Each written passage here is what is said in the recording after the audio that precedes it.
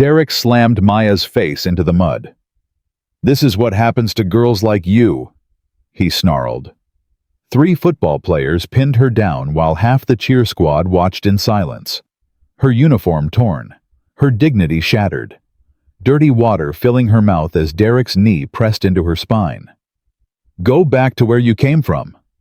Ryan laughed. "You don't belong here." Maya couldn't breathe, couldn't scream, couldn't fight back. Not yet. Because what these boys didn't know, what would soon destroy everything they loved, was that Maya Carter's father was a Navy SEAL. And he was already planning their destruction. Before we continue, comment your city below. Subscribe and stay until the end. What happens to these boys will shock you. The gymnasium fell silent when Coach Williams called Maya Carter's name. "Maya Carter, congratulations. You've made the varsity cheer squad." For 3 seconds, nobody moved. Nobody clapped. 22 other girls stood frozen in the lineup, their eyes darting between Maya and each other. The silence was so thick, Maya could hear her own heartbeat thundering in her ears. Then, the whispers started. Did she just say, Maya Carter? That's the black girl, right? How did she beat Ashley Martinez? Maya kept her face neutral. Her father had taught her that. Never show weakness. Never let them see you react. But inside, her heart was soaring. 3 years of work. 3 years of being told she wasn't good enough. 3 years of practicing in her garage because nobody would let her join their teams. And she had finally done it. This is garbage. A voice cut through the whispers. Loud, angry, male. Maya turned toward the sound.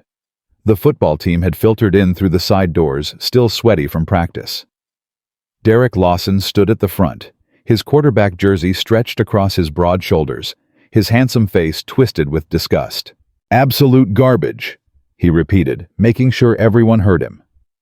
Ryan Holt stood behind him, arms crossed, nodding in agreement. Kevin Price hovered at the edge of their group, his eyes darting nervously between his friends and the cheerleaders. Coach Williams cleared her throat. That's enough. Congratulations to all our new team members. Practice starts tomorrow at 4. But Derek wasn't finished. He walked straight toward Maya, cutting through the crowd of girls like they didn't exist. Ryan and Kevin followed close behind. Maya stood her ground. She refused to step back. She refused to look away. Derek stopped 2 feet in front of her. Up close, she could see the coldness in his blue eyes. The entitlement. The absolute certainty that the world belonged to him and people like him. So, he said, his voice dripping with false friendliness, "You're the diversity hire." "Excuse me." "You heard me. There's no way you beat Ashley Martinez fair and square. Coach Williams must have gotten pressure from the school board. You know how it is these days. Gotta fill those quotas." Maya felt heat rising in her chest. "I earned my spot. I outperformed everyone in tryouts." "Sure you did." Derek smiled. It was the kind of smile that made her skin crawl. "Look, I'm going to give you some friendly advice. This school has traditions. This team has traditions. And some people just don't fit." "Some people meaning what exactly?" Derek leaned closer. Close enough that she could smell his cologne. Close enough that she had to fight every instinct screaming at her to step back.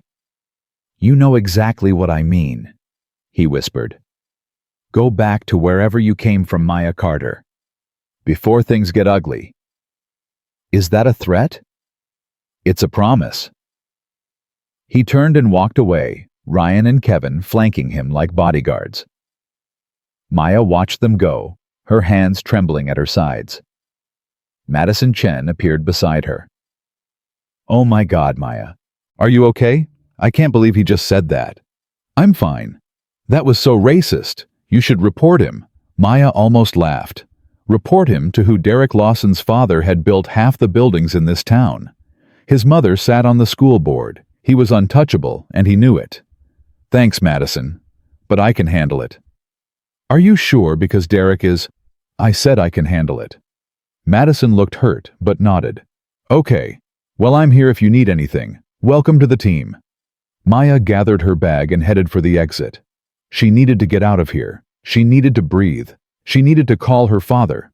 But the football players had positioned themselves near the doors, not quite blocking the exit, just making it clear that she couldn't leave without passing through them. Maya squared her shoulders and kept walking. Hey, new girl, Ryan called out. Where do you think you're going? Home.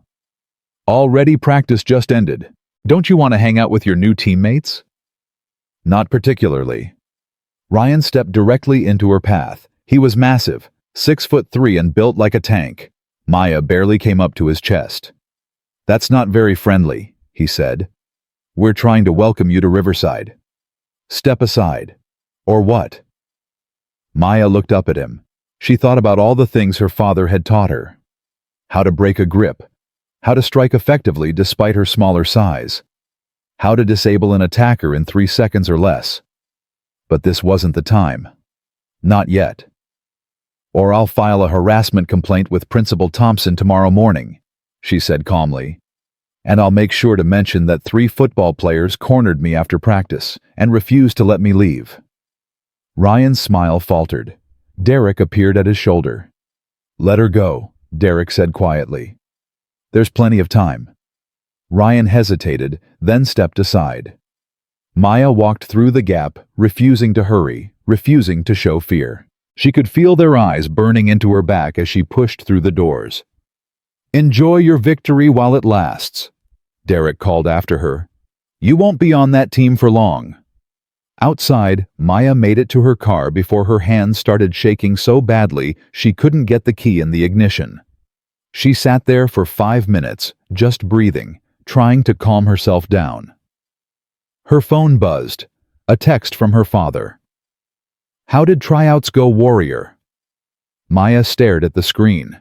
She thought about lying, about saying everything was fine. But her father had always taught her to be honest about threats, to never minimize danger. I made the team, she typed back.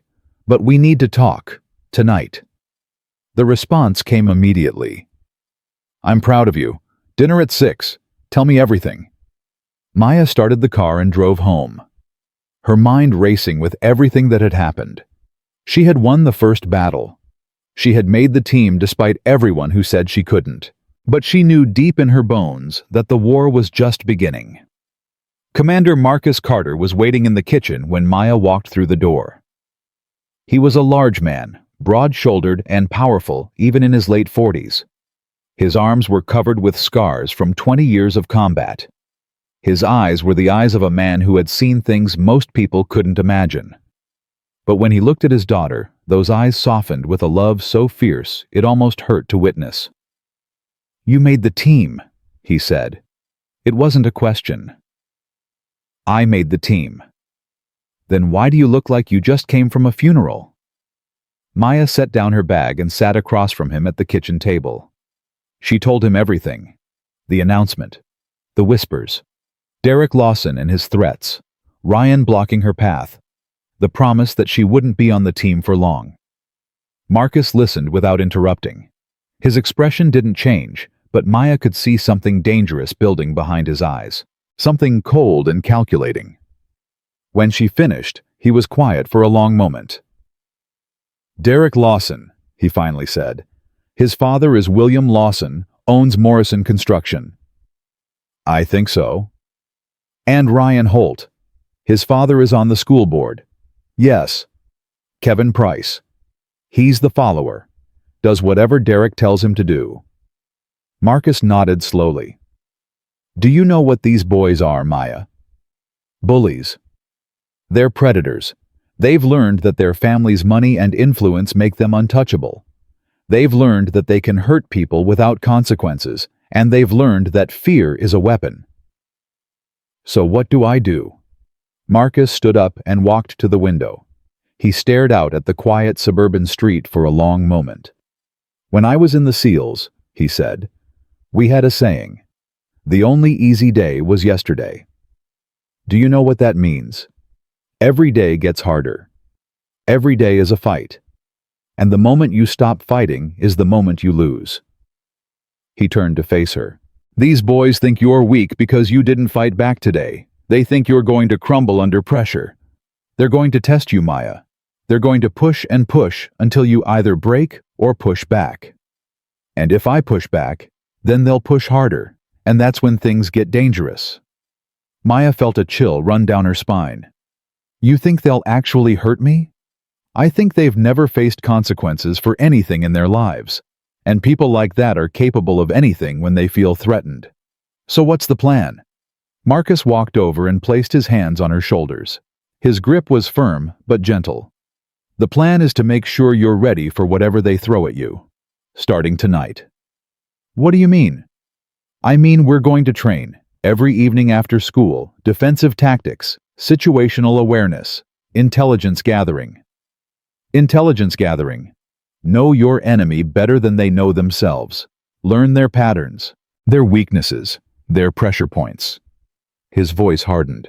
And when the time comes, we're going to dismantle them piece by piece. Maya stared at her father. She had always known he was dangerous. She had always known that his years in the military had made him capable of things most people couldn't comprehend. But she had never seen this side of him before. The strategist. The hunter. Dad, she said carefully, what exactly are you planning? I'm planning to protect my daughter, by any means necessary. Before Maya could respond, her phone buzzed with a notification. She looked at the screen and felt her stomach drop. Someone had tagged her in an Instagram post. The image was a screenshot of the school's announcement about the new cheer team. Maya's name was circled in red marker. The caption read, Guess Riverside is going woke now. R.I.P. Real Eagle Pride. Not my cheerleader. Send her back. The post had already racked up 63 likes and dozens of comments. Diversity hire. Knew it. She doesn't even look like a cheerleader. Bet she can't even do a proper cartwheel, lol. There goes the neighborhood. Should have picked Ashley. At least Ashley is actually American. Maya felt tears burning in her eyes. She blinked them back, refusing to cry. Marcus took the phone from her hands and scrolled through the comments. His face was expressionless, but Maya could see the fury building in his jaw and the tension of his shoulders. Screenshot everything, he said quietly. Every post, every comment, every account that interacts with this. Why? Because evidence wins wars, Maya, and we're going to need all the ammunition we can get. He handed the phone back to her. Now, let's eat dinner, and then your training begins. 2 hours later, Maya stood in the basement that her father had converted into a training space. Punching bags hung from reinforced ceiling beams. Thick mats covered the concrete floor. Weapons were mounted on one wall, everything from combat knives to training batons. First rule, Marcus said, circling her slowly. Forget everything you think you know about fighting. Movies, TV shows, video games. It's all garbage. Okay. Real combat isn't about looking cool or being dramatic. It's about efficiency. You identify the threat. You neutralize it. You get out. 3 seconds or less. 3 seconds. That's all you need if you know what you're doing. He moved behind a punching bag. Watch carefully. Throat strike to crush the windpipe. Knee to the solar plexus to drop them. Heel stomp to break the instep so they can't chase you. He demonstrated each move with fluid precision. Maya had seen her father practice before, but she had never watched him like this, with the understanding that he was teaching her to survive. Your advantage isn't strength, he continued. You're smaller than they are, weaker. In a straight fight, they'd overpower you in seconds. That's encouraging. It's honest, but you have other advantages: speed, intelligence, the element of surprise. He walked over to stand in front of her. They expect you to be a victim, Maya. They expect you to cower and cry and beg them to stop. That expectation is your greatest weapon. How? Because when you don't react the way they expect, it throws them off balance. And when they're off balance, they make mistakes. And when they make mistakes, I exploit them. Marcus smiled. It was not a pleasant smile.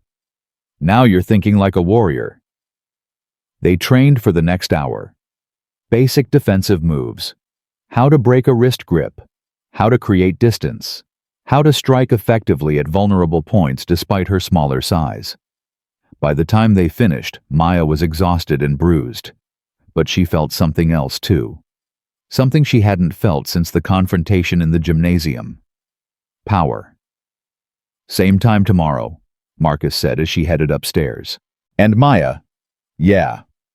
Don't engage them at school, not yet. Let them think you're weak. Let them get comfortable. Let them underestimate you.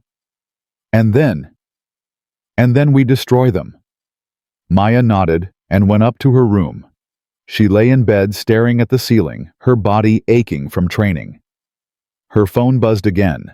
Another notification. Another hateful comment on that Instagram post. But this time, Maya didn't feel like crying. This time, she felt like fighting. The next morning, Maya arrived at school 30 minutes early. Her father had insisted. Know your battlefield, he had said. Learn their patterns before they learn yours. She parked in the student lot and sat in her car watching, observing, cataloging. At exactly 7:47 a.m., Derek's black Dodge Challenger pulled into the parking lot. He parked in the same spot as always near the gym entrance. Ryan arrived 3 minutes later in a beat-up Ford truck and immediately walked over to Derek's car. They stood there talking for several minutes. Even from a distance, Maya could read their body language. Aggressive, animated, planning something.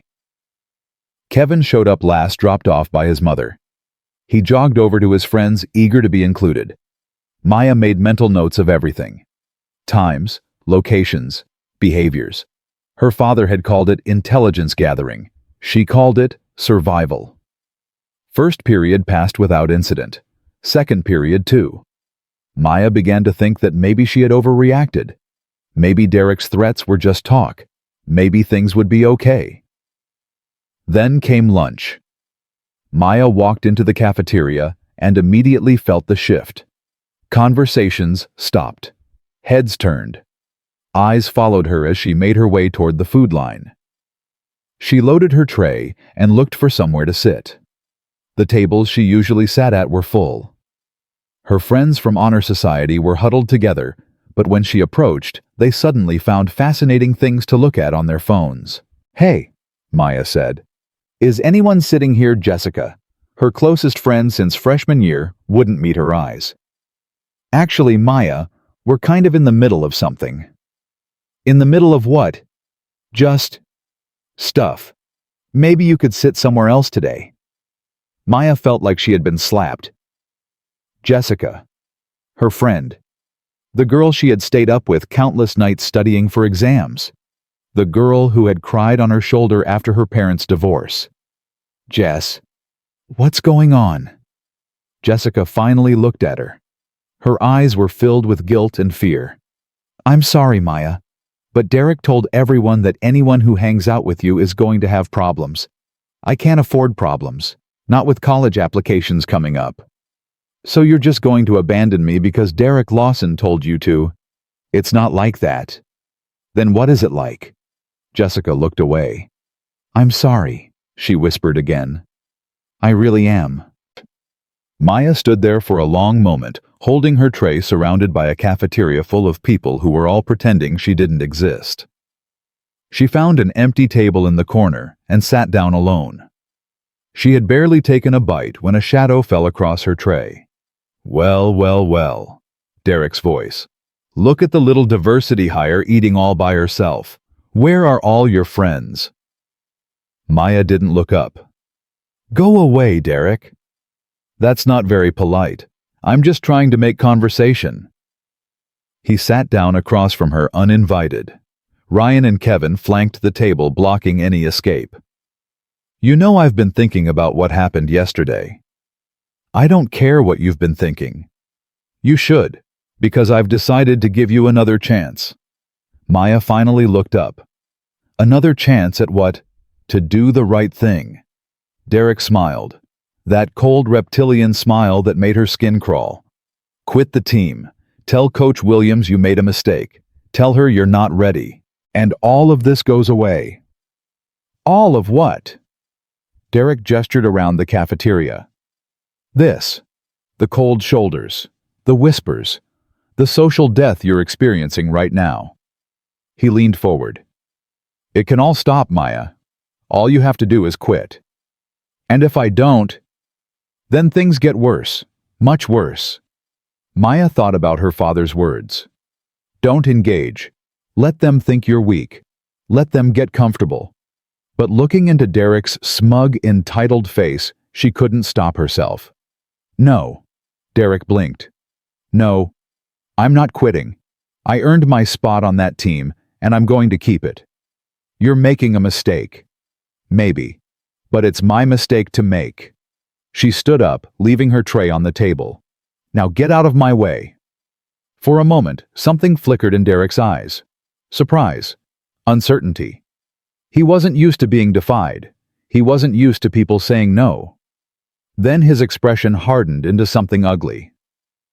You're going to regret this, he said quietly. I promise you that. Maya pushed past him and walked out of the cafeteria. She could feel every eye in the room following her. She could hear the whispers starting up again. But she didn't care. She had drawn a line in the sand, and now the real war could begin. That afternoon, cheer practice was a nightmare. Coach Williams ran them through formations, but Maya could barely focus. Every time she turned around, someone was there, stepping on her feet, elbowing her ribs, shoving her off balance. Brittany Stevens was the worst. Oops, sorry, she chirped after stepping backward onto Maya's foot for the fourth time. You're just so close to me. Maybe you should give me more space. Maybe you should watch where you're going, Maya replied through gritted teeth. Brittany's smile turned venomous. What did you just say to me? I said watch where you're going. Girls, Coach Williams called out. Focus. We have 2 weeks until homecoming. Practice continued, but the harassment didn't stop. By the end, Maya's ribs were bruised. Her feet were aching, and she had a scratch on her arm from someone's accidental fingernail. She was gathering her things when she noticed her gym bag was open.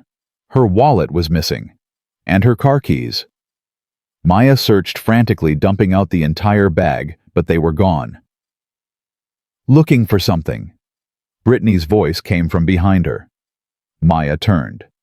Brittany stood with a group of other cheerleaders, all of them wearing identical smirks. Give them back. Give what back? I don't know what you're talking about. My wallet and my keys. I know you took them. Brittany laughed. That's a serious accusation. Do you have any proof? I know it was you. Prove it.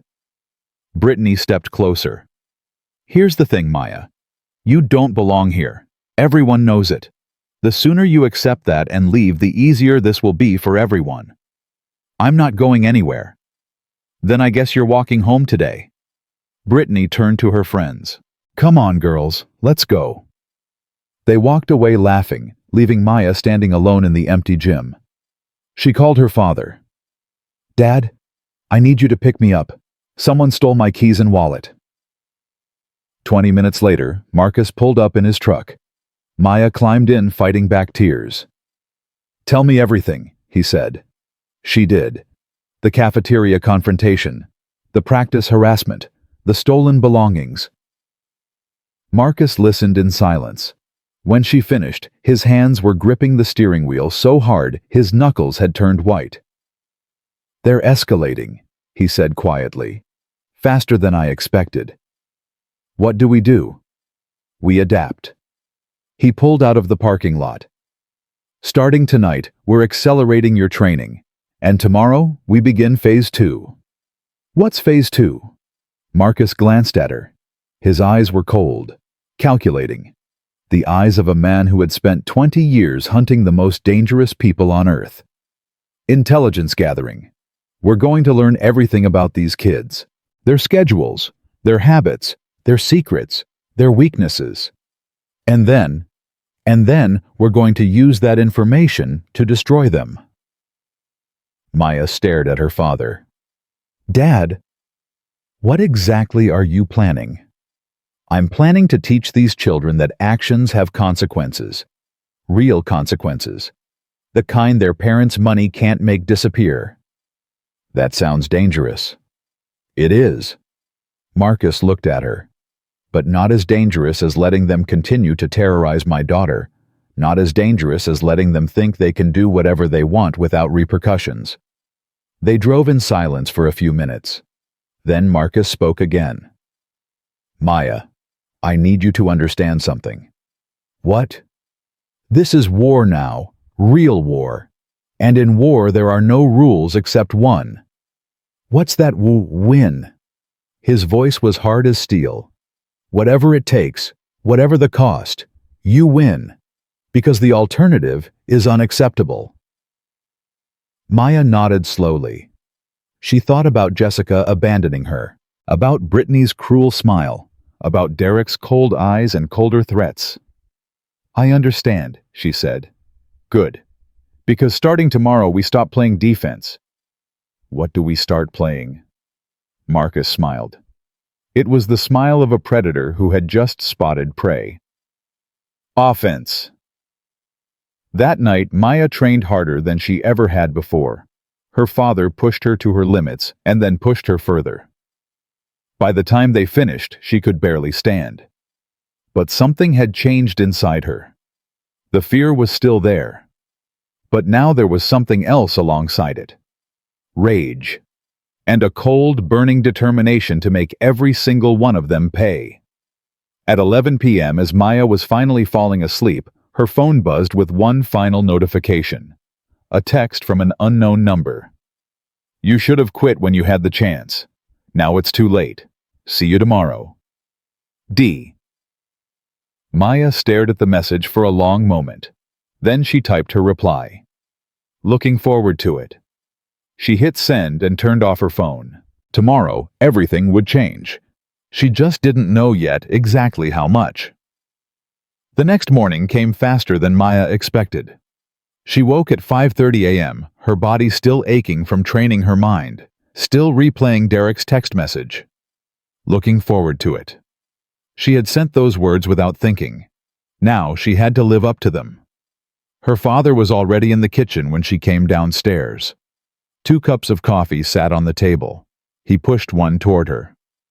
You're up early, she said. I never went to sleep. Marcus slid a folder across the table. I've been doing research. Maya opened the folder. Inside were printed pages, social media profiles, public records, news articles, all about Derek Lawson and his family.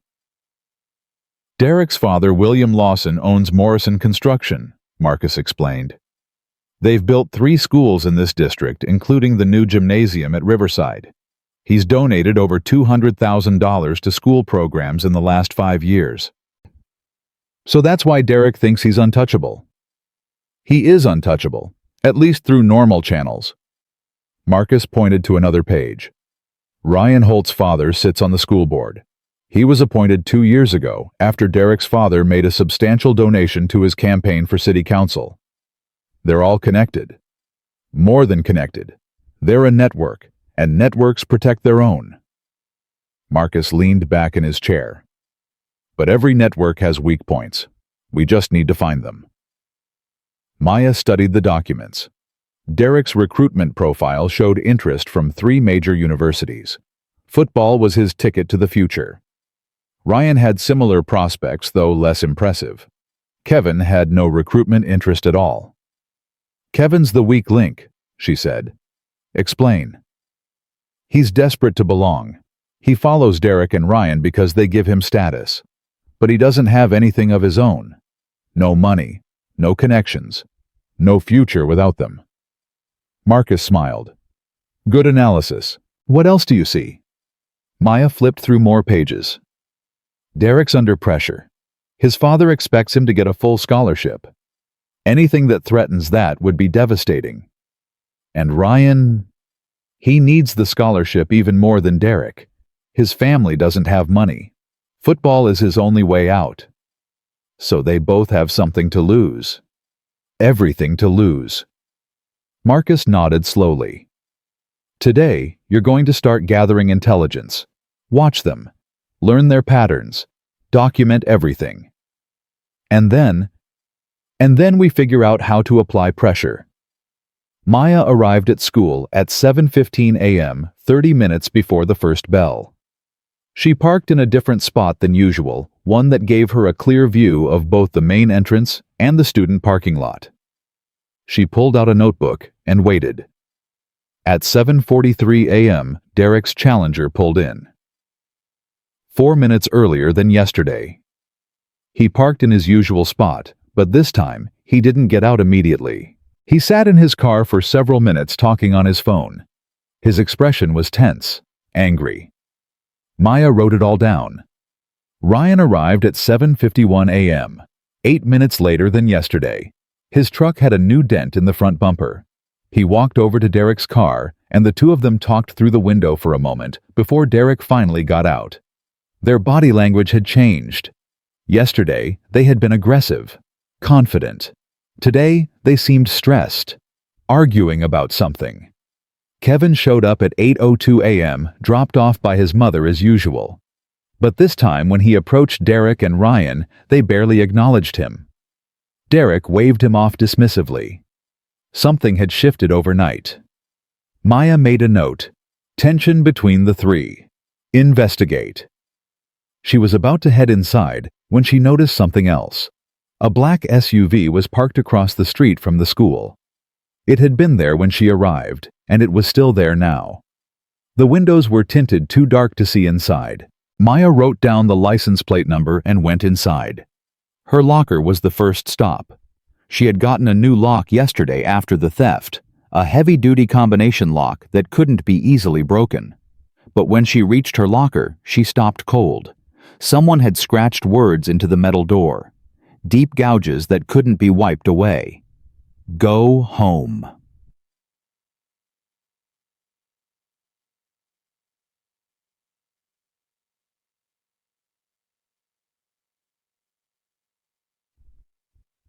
Maya stared at the slur. Her hands started shaking. Not from fear, from rage. Students were walking past her, some glancing at the vandalism, others deliberately looking away. Nobody stopped. Nobody said anything. She pulled out her phone and took pictures. Multiple angles. Close-ups of the scratches. Wide shots showing her locker number. Then she walked straight to the principal's office. Principal Thompson was a balding man in his 50s with the tired eyes of someone who had given up fighting battles years ago. He looked at Maya's photos with an expression that might have been concern or might have been annoyance. It was hard to tell. "This is very unfortunate," he said. "Vandalism is a serious issue. It's not vandalism, it's a hate crime." Principal Thompson winced at the words. "Let's not jump to conclusions, Maya. We don't know who did this. I know exactly who did this. Do you have proof? Derek Lawson has been harassing me since I made the cheer team. He threatened me in front of witnesses. His friends have been... Derek Lawson is one of our best students." Principal Thompson's voice hardened slightly. "He's a leader in this school. Without proof, I can't accuse him of something this serious. So you're not going to do anything? I'll have maintenance replace your locker door, and I'll make an announcement about vandalism during morning assembly. That's it. What would you like me to do? Maya, expel a student based on accusations alone." Maya felt the anger building in her chest. "I would like you to protect your students. All of them. Not just the ones with rich fathers." Principal Thompson's expression went cold. "I think you should go to class now, Miss Carter. And I'd advise you to be careful about making accusations you can't prove. That kind of thing can follow a person." "Is that a threat?" "It's advice. From someone who's been doing this job for a long time." Maya stood up. "Thank you for nothing, Principal Thompson." She walked out before he could respond. In the hallway, she pulled out her phone and texted her father. "Principal is protecting them. Locker was vandalized with racial slur. He refused to investigate." The response came within seconds. "Document everything. Take more photos. We're building a case." "For what?" "For when we burn it all down." First period was a blur. Maya sat in the back of the classroom, her mind racing through everything that had happened. The vandalism, the principal's dismissal, the strange tension between Derek and his friends. Something was going on. Something she didn't understand yet. During the class change, she spotted Derek in the hallway. He was on his phone again, and his face was red with anger. She slowed her pace, pretending to look for something in her bag, and listened. "I told you, Dad, I'm handling it," Derek was saying. "No, I don't need you to." "Yes, I know what's at stake. I know." He ended the call and punched the wall hard enough to make a nearby freshman jump. Maya filed the information away. Derek was under pressure from his father. That was useful. Second period brought another surprise. Mrs. Patterson, the English teacher, called Maya up to her desk at the beginning of class. "Maya, I need to talk to you about your essay from last week." "Is something wrong with it?" Mrs. Patterson looked uncomfortable. "I received an anonymous tip that your essay may have been plagiarized." Maya felt the floor drop out from under her. "What? That's impossible. I wrote every word myself." "I'm sure you did, but I have to follow protocol. The essay will be run through plagiarism detection software. Until then, I'm afraid I have to give you an incomplete." "Who sent the tip?" "It was anonymous. I can't say more than that." Maya looked across the classroom. Derek was watching her with a small smile on his face. "I understand," Maya said quietly. "Run your tests. You won't find anything." She walked back to her seat, her jaw clenched so tight it hurt. Derek was escalating. First the locker, now academic sabotage. He was trying to attack her from every angle, but he had made a mistake. He had shown his hand too early. At lunch, Maya didn't bother trying to find a table. She went straight to the library and found a computer in the back corner. She had work to do. She started researching Derek Lawson. Social media accounts, news articles, anything public she could find. His Instagram was private, but his Twitter wasn't. She scrolled through months of posts. Most were typical teenage stuff. Football highlights, parties, complaints about school. But then she found something interesting. 3 months ago, Derek had posted a series of angry tweets about entitled athletes getting special treatment. He had tagged a former Riverside student named Marcus Williams, accusing him of taking a spot that should have gone to someone who deserved it. Marcus Williams was black. Maya screenshot everything. This wasn't the first time Derek had targeted someone because of their race. There was a pattern. She kept digging. Ryan Holt's social media was more carefully curated, but she found something else. A Venmo account with public transactions. Small payments from various students, all with vague descriptions. Stuff. The usual. "Thanks, bro." She recognized some of the names. Freshmen and sophomores. Kids too young to buy things themselves. Ryan was selling something. Vapes, probably. Maybe other things. Maya screenshot those too. Kevin Price was easier to crack. His accounts were completely public, and he posted constantly. Desperate attempts to seem cool. Photos with Derek and Ryan where he was always on the edge of the frame. Comments begging for attention that rarely received responses. But one post caught her eye. From 2 weeks ago, Kevin had posted a rant about how his mother didn't understand him, how his father had abandoned them, how he felt invisible at school. The comments were brutal. Derek had written, "Man up, Price. Nobody wants to hear you cry." Kevin had deleted the post within hours, but Maya had found a cached version. Derek treated Kevin like garbage, and Kevin just kept coming back for more. That was a weakness she could exploit. Her phone buzzed, a text from Madison Chen.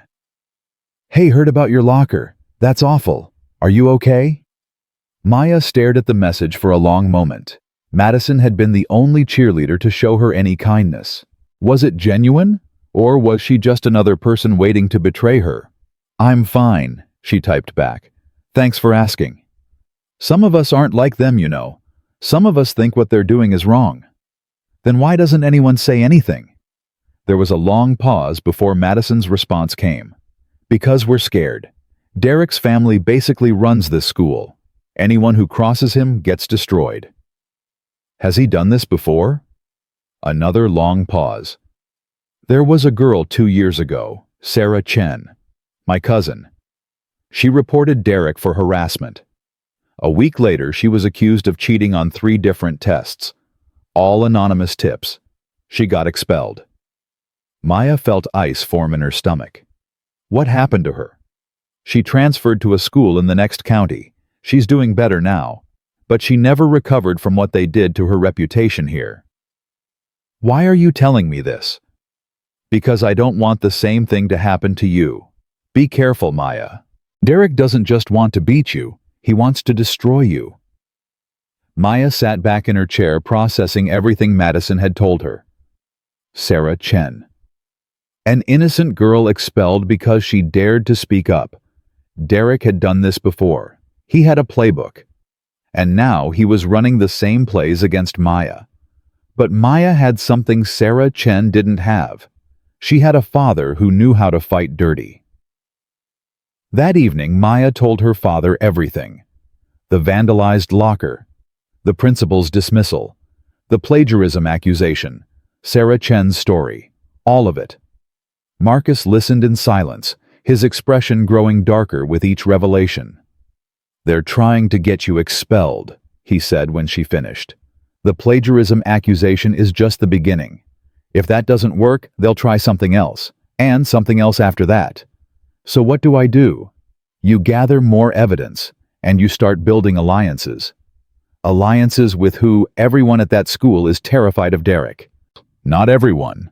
Marcus pulled out his phone and showed her a news article. Do you know who Janet Morrison is? Derek's mother. She sits on the board of the Virginia Human Rights Coalition. She's built her entire public image on diversity and inclusion.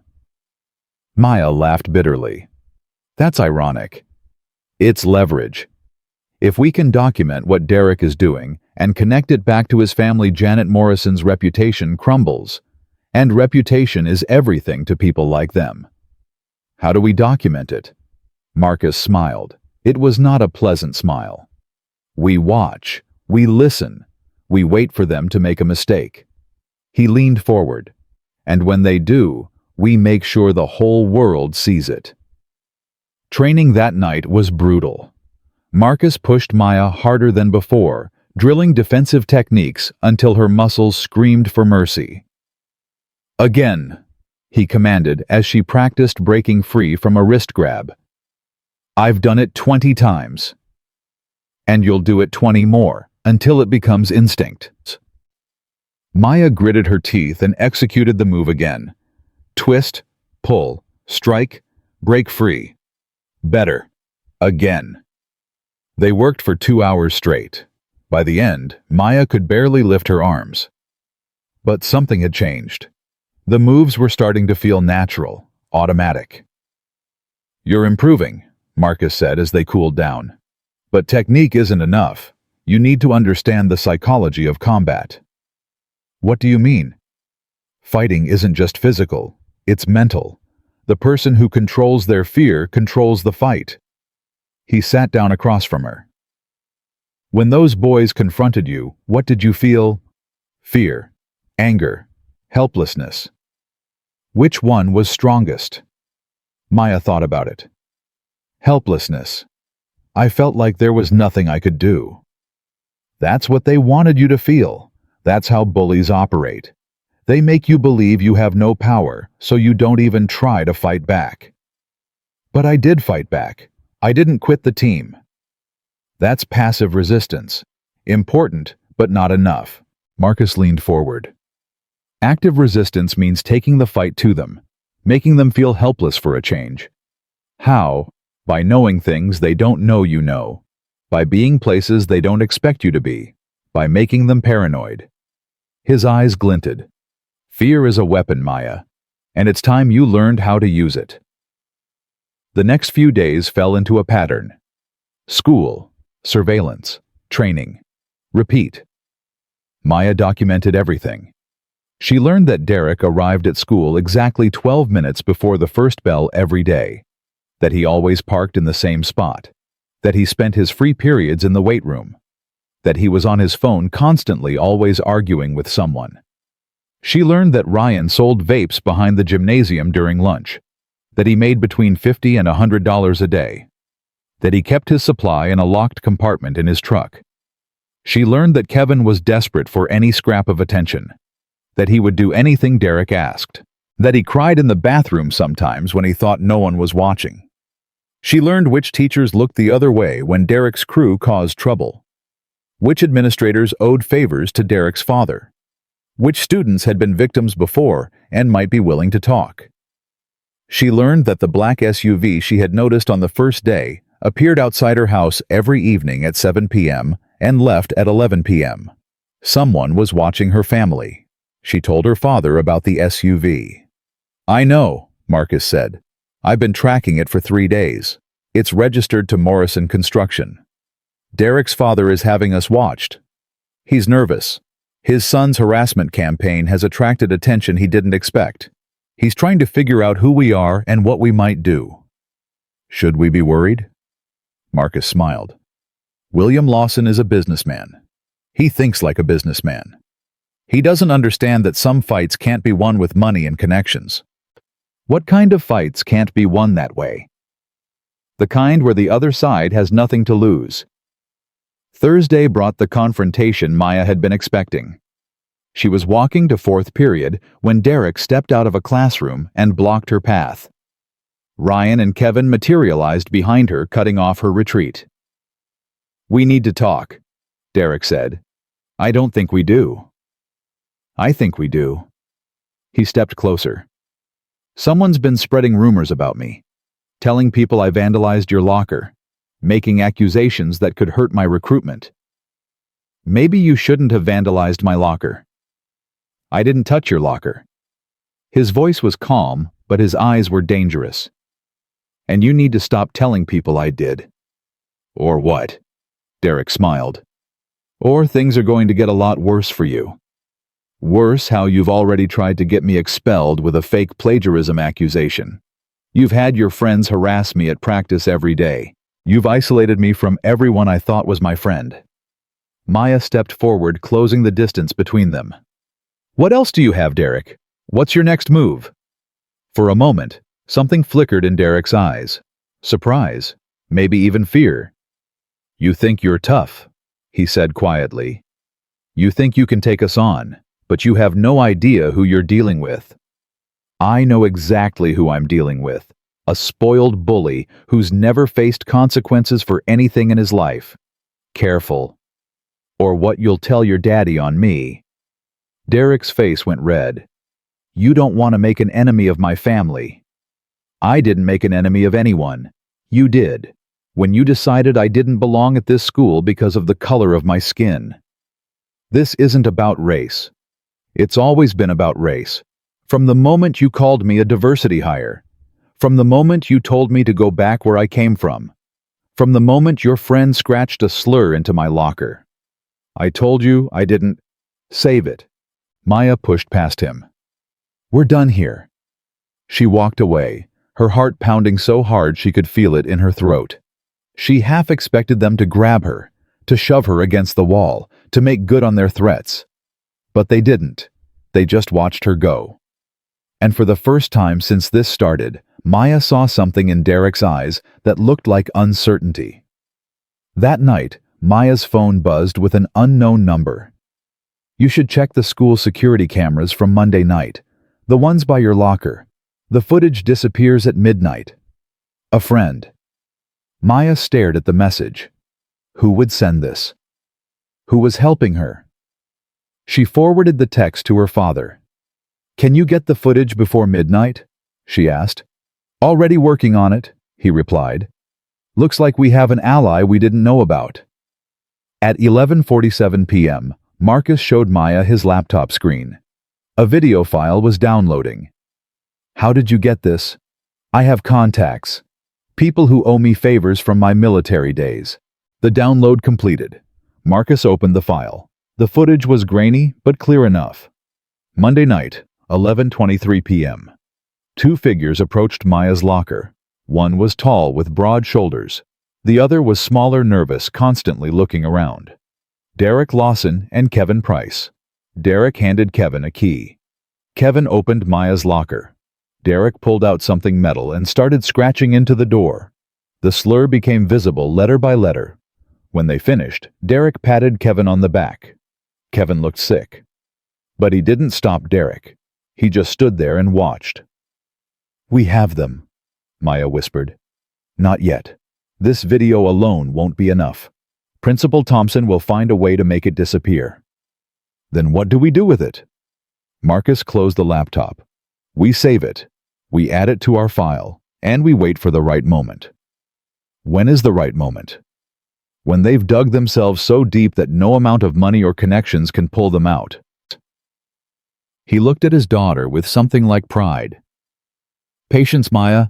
The trap isn't ready yet, but it will be. And then we spring it, and those boys learn what happens when they mess with the wrong family."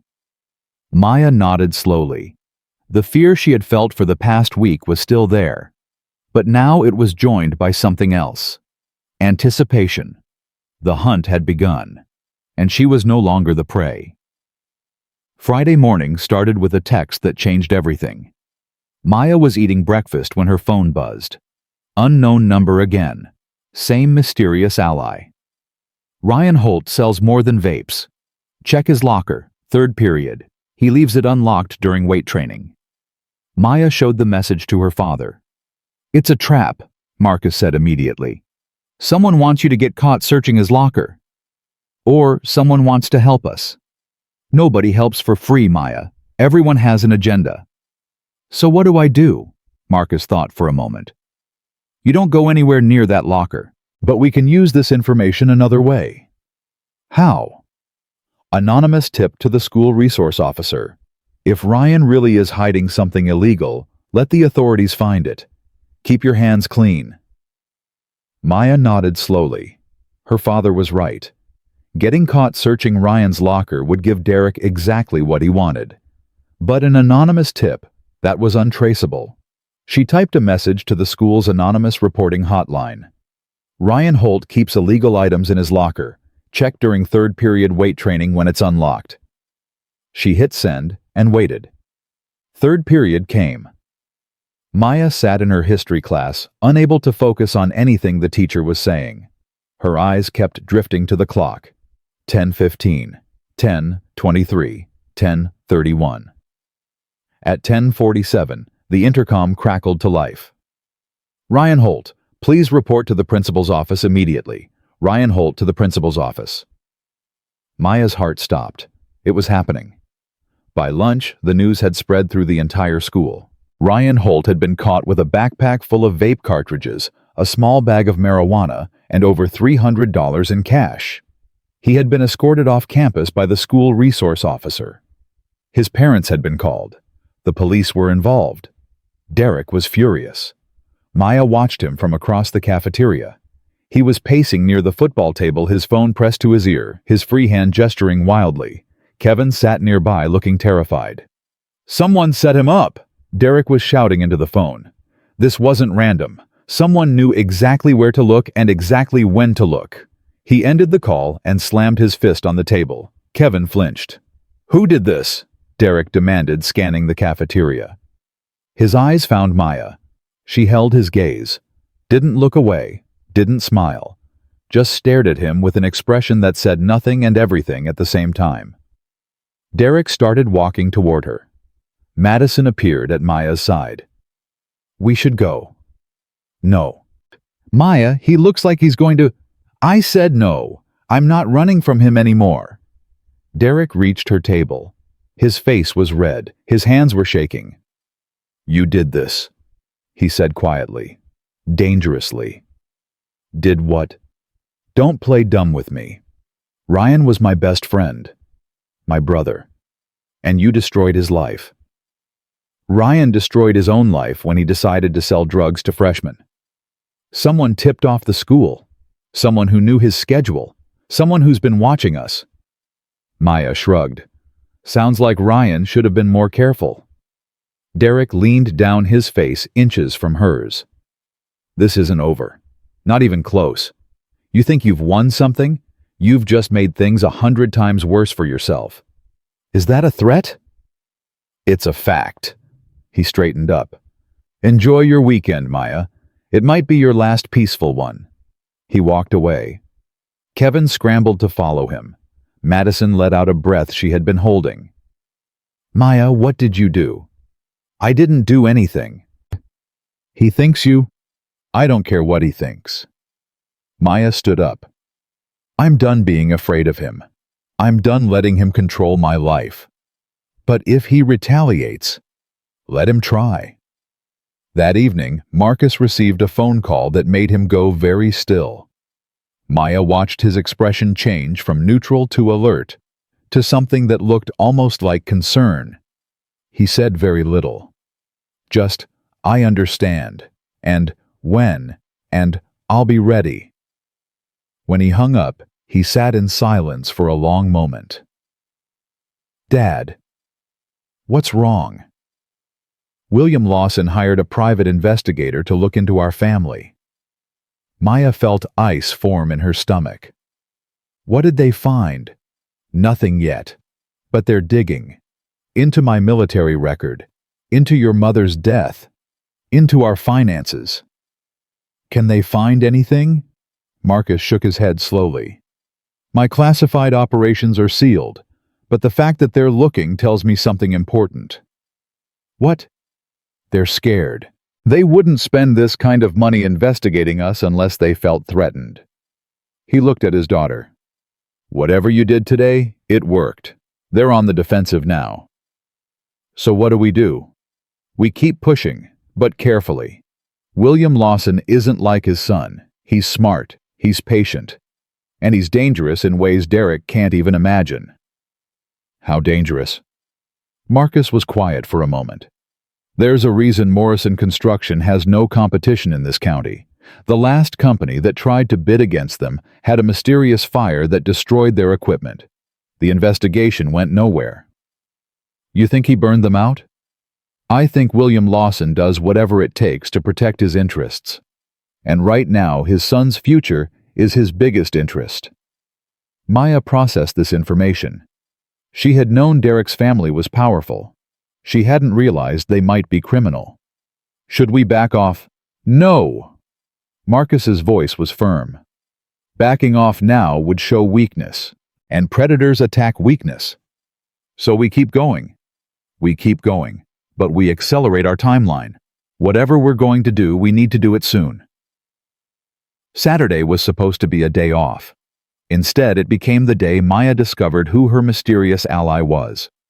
She was at the public library, using their computers to do more research on the Lawson family, when someone sat down in the chair next to her.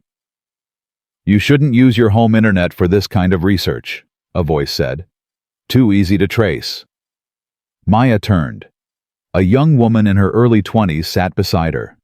Dark hair, sharp eyes, a face that seemed familiar, but that Maya couldn't quite place. Who are you? My name is Sarah Chen. Maya's breath caught.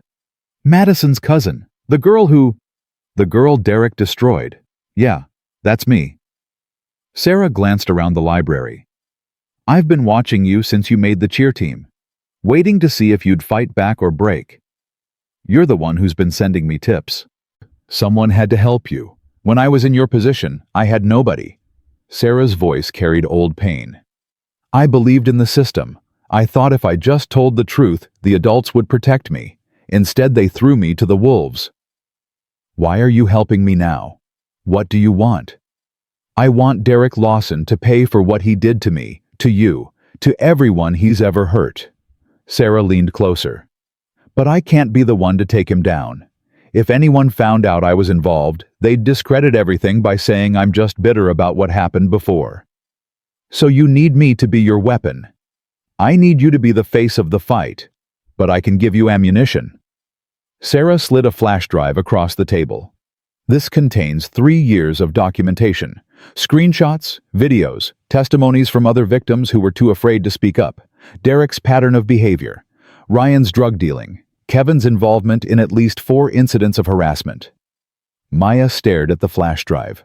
Why didn't you use this yourself? Because none of it was enough on its own. It was all circumstantial, easy to dismiss or explain away. Sarah's eyes hardened. But combined with what you've been gathering, combined with that security footage of Derek vandalizing your locker, it becomes a pattern, a documented history of hate crimes that no amount of money can make disappear. How do you know about the security footage? Sarah smiled slightly. I have friends in unexpected places. The person who sent you that tip about the cameras, they work for me. Maya felt the world shifting around her. She had thought she was fighting alone. Instead, she had been part of a larger operation without even knowing it. Who else is involved? That's not important right now. What's important is that homecoming is next weekend. Derek is planning something big, something that will humiliate you so completely that you'll have no choice but to leave. How do you know? Because he did the same thing to me. Homecoming junior year. That's when he made his move. Sarah's voice dropped. He's not just going to embarrass you, Maya. He's going to try to destroy everything you've worked for. Your reputation, your academic record, your future. What exactly is he planning? I don't know the details yet, but I'm working on finding out. Sarah stood up. In the meantime, keep training, keep gathering evidence, and be ready for anything. How do I contact you? You don't. I'll contact you when I have more information. Sarah started to walk away, then stopped. Maya, your father is right to be cautious about William Lawson. The man is more dangerous than his son will ever be. But he has a weakness. What weakness? His wife. Janet Lawson has no idea what her husband really does. She believes in the image they've created. If that image were to crack... Sarah shrugged. Well, that would be interesting. She disappeared into the library stacks, leaving Maya alone with a flash drive full of secrets and a head full of questions. Sunday morning, Maya and her father reviewed everything on the flash drive together. It was worse than she had imagined. 6 different students over 3 years, all targeted by Derek and his crew, all accused of things they didn't do, all eventually forced to leave Riverside High. Sarah Chen, accused of cheating, expelled. Marcus Williams, accused of stealing from the locker room, transferred. Jennifer Park, accused of spreading lies about Derek, withdrawn by her parents after receiving death threats. David Okafor, accused of plagiarism, lost his scholarship to Georgetown. Maria Gonzalez, accused of drug possession, arrested, charges eventually dropped but reputation destroyed. And now Maya Carter, the latest target. Perhaps the last, if she played her cards right. This is systematic, Marcus said quietly. This isn't just bullying. This is a coordinated campaign of destruction. All of them were minorities, Maya observed. Every single one. Which makes this a federal civil rights issue, not just a local school matter. Can we take this to the FBI? Not yet. We need more. We need direct evidence of coordination. We need proof that Derek and his father are working together. Marcus closed the laptop. But this changes our strategy. How? We're not just trying to survive anymore, Maya. We're trying to expose a criminal enterprise. He looked at her with an intensity she had never seen before. Are you ready for that? Because once we start down this path, there's no turning back. Maya thought about Sarah Chen forced out of her school, about Marcus Williams, his dreams of playing college football stolen, about all the others who had suffered while Derek Lawson faced no consequences. I'm ready, she said. Good. Then let's talk about homecoming. The plan came together over the next 3 days. Sarah's contacts discovered that Derek was planning to spike Maya's drink at the homecoming dance with something that would make her act erratic. Then his friends would film her behavior and spread it across social media. The story would be that Maya Carter had a drug problem, that she was unstable, that she didn't belong at Riverside High. It was the same playbook he had used against Maria Gonzalez. But this time, Maya would be ready. "We're going to let him think his plan is working," Marcus explained. "You'll go to the dance. You'll accept a drink from someone you trust. But instead of drinking it, you'll switch it with a prepared sample. And then we catch him in the act. We have witnesses. We have video. We have everything we need to prove what he was trying to do." "What about the police?" "I have contacts in the Virginia State Police. Good people who can't be bought by William Lawson's money. They'll be standing by." Maya nodded slowly. "This is really happening." "This is really happening." Marcus put his hands on her shoulders. "But Maya, I need you to understand something. There's still time to walk away, to transfer schools, to let someone else fight this battle." "No. You don't have to." "Yes, I do." Maya's voice was firm. "Because if I don't, Derek will do this to someone else, and someone else after that, until someone finally stops him. And that someone is going to be you. That someone is going to be us." Marcus smiled. It was a smile of fierce pride. "That's my warrior." Thursday night, 2 days before homecoming, Derek made his move.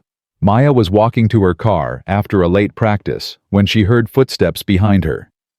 She turned to find Derek, Kevin, and 2 other football players she didn't recognize blocking her path. "We need to talk," Derek said. "We have nothing to talk about." "I think we do." He stepped closer. "See, I've been doing some thinking. About Ryan getting busted. About my family being investigated. About all the little things that have gone wrong since you showed up. Sounds like you've had bad luck." "Luck has nothing to do with it." Derek's voice was cold. "Someone's been feeding information to the wrong people.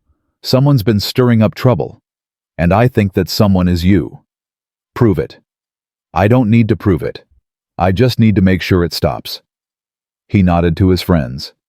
They spread out surrounding Maya. "Here's what's going to happen. You're going to quit the cheer team. You're going to stop whatever little investigation you think you're running. And you're going to keep your mouth shut about everything you've seen and heard." "Or what?" "Or we'll make sure you can't talk ever again." Maya felt fear spike through her. This wasn't like before. This wasn't posturing or intimidation. There was something genuinely dangerous in Derek's eyes. But she remembered her training. She remembered her father's words. Fear is a weapon. Fear is a use it. "You know what I think, Derek?" she said calmly. "I think you're scared. I think for the first time in your life someone is fighting back, and you have no idea how to handle it. I'm not scared of you." "Yes, you are. That's why you brought 4 friends to threaten 1 girl. That's why your father hired a private investigator. That's why you're here in a dark parking lot instead of doing this in public." Derek's face twisted with rage. He grabbed her arm and yanked her toward him. "You think you're so smart," he hissed. "You think you can take us on. My family owns this town. We own the police. We own the school board. We own everything. You don't own me. Not yet." He tightened his grip until it hurt. "But after homecoming, you're going to wish you'd never set foot in this school. Is that so?" "That's a promise." He shoved her backward. She stumbled but didn't fall. "Enjoy the next 2 days, Maya. They're going to be your last as a Riverside student." He walked away. His friends followed. Kevin was the last to leave. He glanced back at Maya with an expression she couldn't quite read. Guilt, fear. Something else. Then he was gone. Maya stood alone in the parking lot, her arm throbbing where Derek had grabbed her. She pulled out her phone and called her father. "He made contact, threatened me directly, said after homecoming I'm done." "Did you record it?" Maya smiled despite her fear. "Every word. The app you installed worked perfectly." "Good girl. Come home. We need to prepare." "Dad?" "Yeah. He said his family owns the police. Is that true? There was a pause. Some of them. Not all. The ones who matter aren't for sale. How do you know? Because I served with some of them, and loyalty earned in combat can't be bought. Maya took a deep breath. Okay, I'm coming home. Drive safe. And Maya? Yeah. I'm proud of you. Whatever happens next, remember that. I will. She hung up and walked to her car. Her hands were shaking, but underneath the fear, something else was burning. Determination. Homecoming was 2 days away, and Maya Carter was ready for war. Friday brought one final surprise. Maya found a note in her locker. Not vandalism this time. Just a folded piece of paper with a handwritten message. I can't do this anymore. Derek's plan for tomorrow is worse than you know. Meet me behind the gym at 4 p.m. Come alone. K. Kevin Price wanted to talk. Maya stared at the note for a long moment. It could be a trap. Another setup designed to get her alone and vulnerable. But it could also be the break she needed. She texted her father a photo of the note. His response came immediately. Don't go alone. I'll be watching from a distance. If anything goes wrong, I'll be there in seconds. At 4 p.m., Maya walked behind the gymnasium. Kevin was already there, pacing nervously. He looked like he hadn't slept in days. You came, he said, relief flooding his voice. You have 60 seconds to tell me why I shouldn't walk away right now. Because I want out. Kevin's voice cracked. I can't do this anymore. The things Derek's planning, I never signed up for this. What exactly is he planning? Kevin looked around nervously. It's not just about spiking your drink. He's got something else, something worse. Tell me. He's going to plant something in your bag at the dance. Hard drugs. Enough to get you arrested for distribution. And then his dad's going to make sure the charges stick. Maya felt cold spread through her entire body. That's not high school bullying. That's a felony. I know. That's why I'm telling you. Kevin was crying now. I thought it was just going to be pranks. Jokes. Teaching you a lesson. But this, Derek wants to destroy you. Actually destroy you. And I can't be part of it. Why should I believe you? You've been part of everything so far. Because I have proof. Kevin pulled out his phone. I recorded Derek talking to his dad last night, laying out the whole plan, names, dates, everything. Show me. Kevin played the recording. Derek's voice filled the air explaining exactly how they would frame Maya, how the drugs would be planted, how the police would be tipped off, how William Lawson would make sure the case never went to trial. It was everything they needed. Why? Maya asked when the recording ended. Why are you turning on them now? Kevin wiped his eyes. Because I looked at myself in the mirror this morning and didn't recognize the person looking back. I'm not a monster, Maya. I'm just a stupid kid who wanted to fit in so badly that I was willing to hurt people to do it. That doesn't excuse what you've done. I know. And I'll face whatever consequences are coming. But I can't let them do this to you. I can't have that on my conscience for the rest of my life. Maya studied him for a long moment. He seemed genuine, broken and desperate, and genuinely remorseful. Send me that recording, she said finally. Kevin nodded and tapped his phone. Maya's phone buzzed with the incoming file. What happens now? Kevin asked. Now you go home. You act normal. You don't let Derek suspect anything. And tomorrow? Tomorrow you stay as far away from Derek as possible. Because when this all comes crashing down, you don't want to be standing next to him. Kevin nodded. He started to walk away, then stopped. Maya, I'm sorry. For everything. I know. Does that matter? Maya thought about all the people Derek had hurt, all the lives he had destroyed, all the damage that could never be undone. Ask me again after tomorrow, she said. Kevin nodded and walked away. Maya waited until he was gone, then pulled out her phone. Dad, I got it. I got everything. I heard. I was listening the whole time. What do we do now? Marcus's voice was calm, controlled. The voice of a man who had been waiting for this moment. Now we finish it. Saturday, 6:47 a.m. Homecoming day. Maya woke before her alarm. Sleep had been impossible. Every time she closed her eyes, she saw Derek's face, heard his threats, felt his hand crushing her arm. But today was different. Today, she wasn't the prey anymore. Her father was already awake, sitting at the kitchen table with 3 cell phones in front of him. 2 she recognized. The third was a burner he had picked up yesterday. "Did you sleep?" she asked. "Enough. I've been coordinating with our people." "What people?" Marcus looked up. Sarah Chen has 4 volunteers positioned around the school, former victims who want to see Derek fall. My contact at the state police has a team on standby, and I've arranged for a backup recording system in case anything goes wrong with your phone. You've been busy. This is what I do, Maya, or what I used to do. He slid a small device across the table. This is a body camera. Looks like a button. It'll record everything in 4K. Maya picked it up. It was tiny, unnoticeable. What if they search me? They won't. They're not that smart. Marcus stood up. Walk me through the plan one more time. Maya took a breath. I arrive at the dance at 7:30. I stay in public view at all times. Madison Chen is my wing person. She'll stick with me and make sure I'm never alone with my drink. And when Derek makes his move, I let him think he succeeded. I pretend to drink whatever he gives me, but I switch the cup with a prepared decoy that Madison will be carrying. And then, I start acting disoriented, confused. I give him exactly what he expects to see. How long? 10 minutes, just long enough for him to get confident, to think his plan is working. And then you call the police.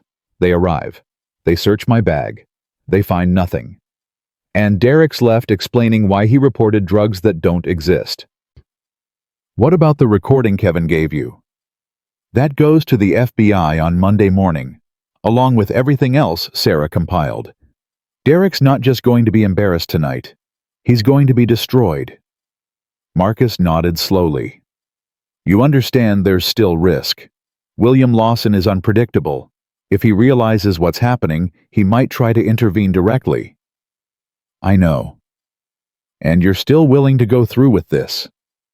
Maya looked at her father. She thought about Sarah Chen expelled for telling the truth. About Marcus Williams, whose dreams were stolen. About all the others who had suffered while Derek faced no consequences. I'm not just willing, she said. I'm ready. Saturday, 2:15 p.m. Madison arrived at Maya's house to help her get ready. She had volunteered without being asked, showing up with a bag full of makeup and hair supplies. I can't believe we're actually doing this, Madison said as she worked on Maya's hair. When Sarah first told me about the plan, I thought she was crazy. You knew about Sarah. She's my cousin. She reached out 2 weeks ago, asked if I'd be willing to help take Derek down. Why didn't you tell me? Because we weren't sure you'd trust us. You've been alone in this fight for so long. We didn't know if you'd accept help. Maya turned to look at her. Madison, you've been helping me this whole time, haven't you? All those times you warned me about Derek? All those times you showed up exactly when I needed someone. Madison smiled sadly. Sarah was destroyed by these people. I watched it happen. I couldn't do anything to stop it. But when you showed up and started fighting back, I thought maybe this time would be different. And you put yourself at risk to help me. Someone had to. You shouldn't have to fight this alone. Maya felt tears threatening. She blinked them back. Thank you, Madison, for everything. Don't thank me yet. We still have to get through tonight. Saturday, 4:30 p.m. Marcus gathered everyone for a final briefing. Maya, Madison, and 2 others. Maya didn't recognize young people with hard eyes and determined expressions. This is James and Rachel, Marcus explained. Former victims. They're going to be at the dance as additional witnesses. James stepped forward. Derek destroyed my brother's life 2 years ago, planted evidence that got him expelled. He never recovered. He's still in therapy. Rachel's voice was quieter. He spread rumors about me that made my life a living hell. I had to transfer schools, change my entire life. We're not here for revenge, Marcus said firmly. We're here for justice. There's a difference. What's the difference? James asked. Revenge is emotional, reckless. It gets people hurt. Marcus looked at each of them in turn. Justice is strategic, documented, undeniable. Tonight we're going to give Derek Lawson exactly enough rope to hang himself. Nothing more, nothing less. And if things go wrong, Rachel asked, then we adapt. But we do not escalate. We do not engage in violence. We do not give them any excuse to paint us as the aggressors. Marcus's voice hardened. Is that understood? Everyone nodded. Good. Then let's go over the timeline one more time. Saturday, 7:23 p.m. Maya stood in front of her mirror, barely recognizing the girl looking back at her. Madison had done an amazing job. The dress was elegant. The makeup was flawless. She looked like she belonged at homecoming. But underneath the dress was the body camera. In her clutch was a prepared cup switch, and in her mind was every lesson her father had taught her. You look beautiful, Marcus said from the doorway. I feel like I'm going into battle. You are, but you're not going alone. He handed her a small earpiece. This connects directly to me. I'll be in a van outside the school. You'll hear everything I say, but keep your responses minimal. Maya fitted the earpiece. It was invisible under her hair. Testing, Marcus said. I hear you. Good. Remember, whatever happens tonight, I'm proud of you. You've shown more courage in the past few weeks than most people show in a lifetime. Maya hugged her father. She held on longer than usual. I love you, Dad. I love you too, warrior. Now go finish this. Saturday, 7:41 p.m. The gymnasium had been transformed for homecoming. Maya barely noticed. Her eyes were scanning the crowd, cataloging faces, identifying threats. Derek was already there, surrounded by his usual group. Without Ryan, who was facing juvenile charges, the crew looked smaller, less intimidating. But Derek's expression was confident, almost smug. He thought he had won. He had no idea what was coming. Target acquired, Madison whispered. He's by the punch table. 3 friends with him. Kevin's not visible. Kevin's probably hiding, Maya replied. He knows what's about to happen. You ready? As I'll ever be. They made their way through the crowd. Maya smiled, waved to people she recognized, acted like she didn't have a care in the world. Inside, her heart was pounding so hard she could barely breathe. Steady. Her father's voice came through the earpiece. You're doing great. Just keep moving. Let him come to you. Saturday, 7:58 p.m. It didn't take long. Maya was standing near the dance floor talking to Madison when Derek appeared beside her. Well, well, he said with that cold smile. Look who decided to show up. I didn't think you had the guts. It's homecoming. Why would I miss it? I don't know. Maybe because everyone here hates you. Not everyone. Maya gestured to Madison. Some people actually have decent values. Derek's smile flickered. Enjoy the night while you can, Maya. Things are about to get very interesting. He walked away. Maya watched him go, her stomach churning with anticipation. He's moving to the punch table, Marcus's voice said in her ear. Stay alert. The switch is probably happening now. Saturday, 8:12 p.m. 20 minutes passed. Maya danced, laughed, pretended to be having the time of her life, all while watching Derek from the corner of her eye. He kept glancing at her, checking his phone, talking to his friends in hushed tones. Then Brittany Stevens approached with 2 cups. Hey, Maya. Brittany's voice was sickly sweet. Peace offering, I know we got off on the wrong foot, but it's homecoming. Everyone deserves to have fun. Maya stared at the cup. This was it. The moment they had been waiting for. That's really nice of you, Brittany. No hard feelings. No hard feelings. Maya took the cup. She brought it to her lips, but she didn't drink. Instead, she used the motion to switch cups with the decoy Madison had been holding. A practiced move they had rehearsed 20 times. Brittany didn't notice anything. Cheers, Maya said, pretending to take a long sip. Brittany smiled, the kind of smile that said she thought she had won. Cheers. She walked away to report to Derek. Maya watched her go, then discreetly poured the spiked drink into a sealed container Madison was carrying. Evidence preserved. Phase 1 complete, Maya whispered. Perfect, her father replied. Now give them the show they're expecting. Saturday, 8:31 p.m. Maya started acting strange. She stumbled on the dance floor, laughed too loudly at things that weren't funny, slurred her words when people tried to talk to her. Derek was watching. She could feel his eyes on her, hungry and anticipatory. Is she okay? Someone asked Madison. I don't know. She only had one drink. Maybe she's a lightweight. Maya stumbled again, this time falling into a table. Cups scattered. People gasped. Cameras came out. Oh my God, Brittany said loudly. Is Maya Carter drunk at homecoming? Derek materialized beside her. His expression was a perfect mask of concern. Maya, are you okay? You don't look so good. I'm fine, Maya slurred. Just a little dizzy. Maybe you should sit down. Come on, I'll help you. He put his arm around her shoulders. Maya let him guide her toward a quiet corner. Every instinct screamed at her to fight back, to throw his arm off, to expose him right there. But she stayed in character. She let him think he was winning. You know, Maya, Derek said quietly, I almost feel bad about this. You really thought you could beat me. It's kind of sad. What are you talking about? You'll see soon enough. He pulled out his phone. Hey, can someone come to the gym? There's a student here who seems to be under the influence of something. I'm really worried about her. Maya heard the words and smiled inside.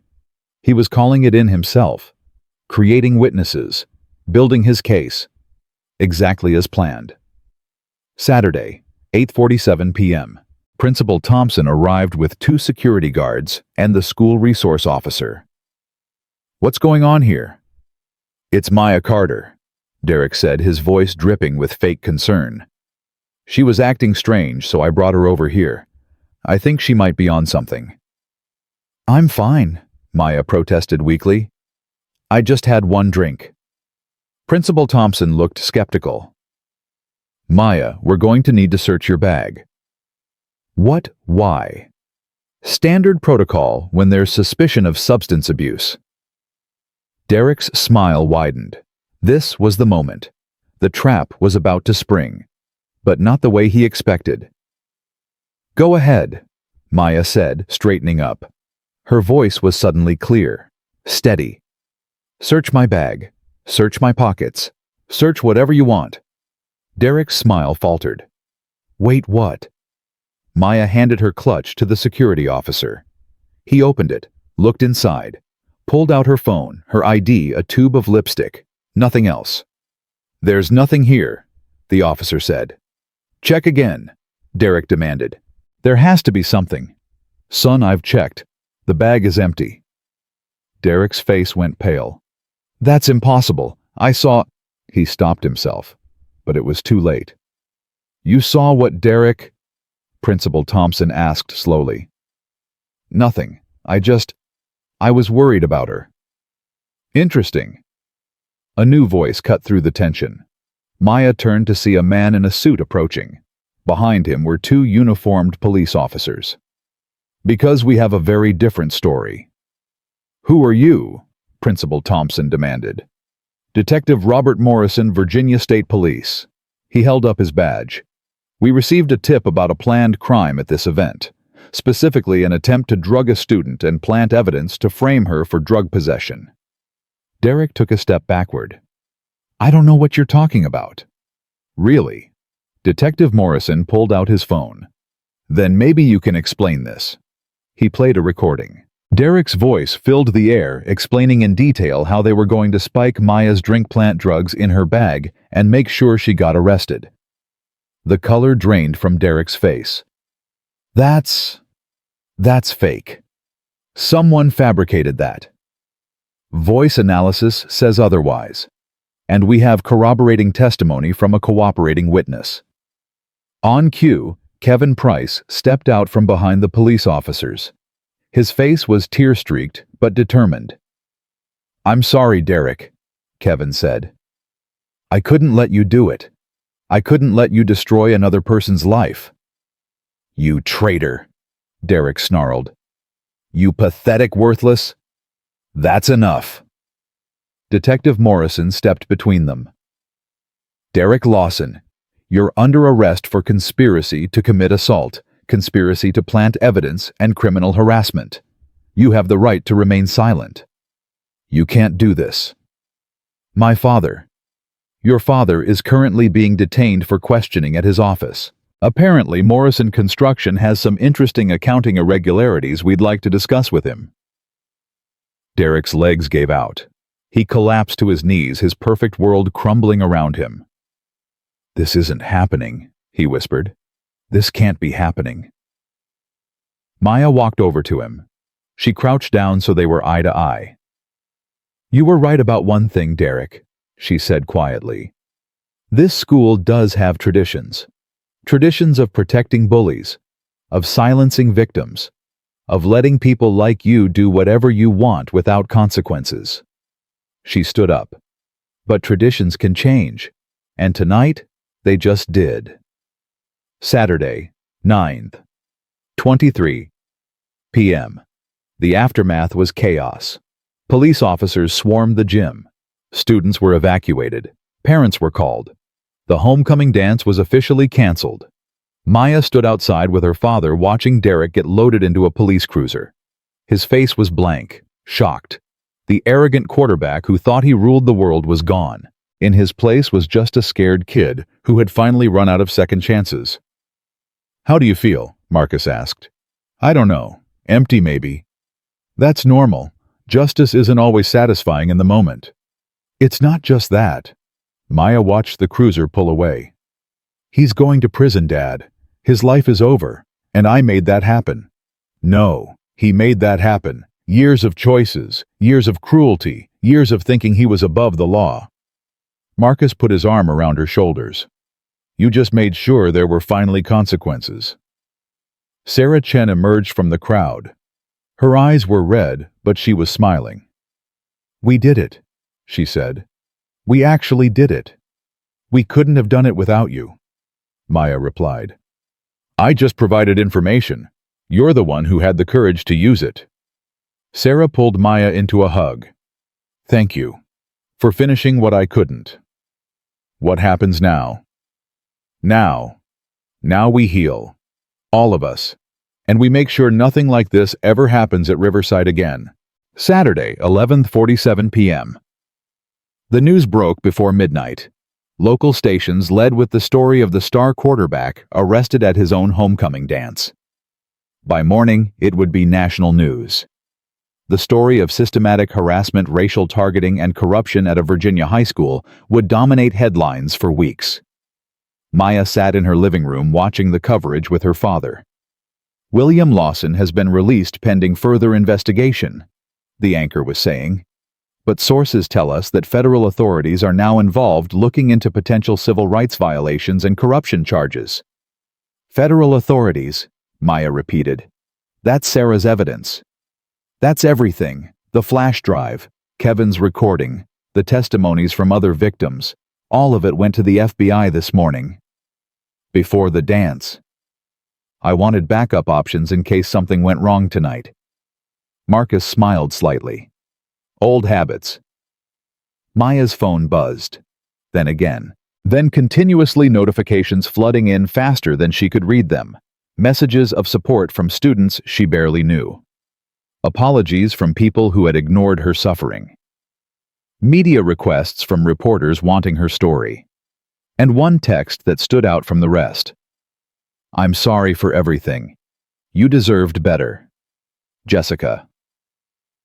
Maya stared at the message for a long moment. Her former best friend, who had abandoned her when she needed support most. She didn't respond. Some wounds took longer to heal than others. Sunday, 2:15 a.m. Maya couldn't sleep. She sat on her bed, scrolling through the endless stream of reactions to what had happened. Most were supportive, but some weren't. "This is ridiculous. Derek's life is being ruined over high school drama. Another false accusation destroying a young man's future. Why is everyone believing this girl? She probably made the whole thing up." Maya felt the familiar anger rising in her chest. Even now, even with all the evidence, some people refuse to see the truth. Her father appeared in the doorway. "You should sleep." "I can't. My brain won't turn off." Marcus sat down on the edge of her bed. "You're reading the negative comments, aren't you?" "How did you know?" "Because that's what I would do." He gently took the phone from her hands.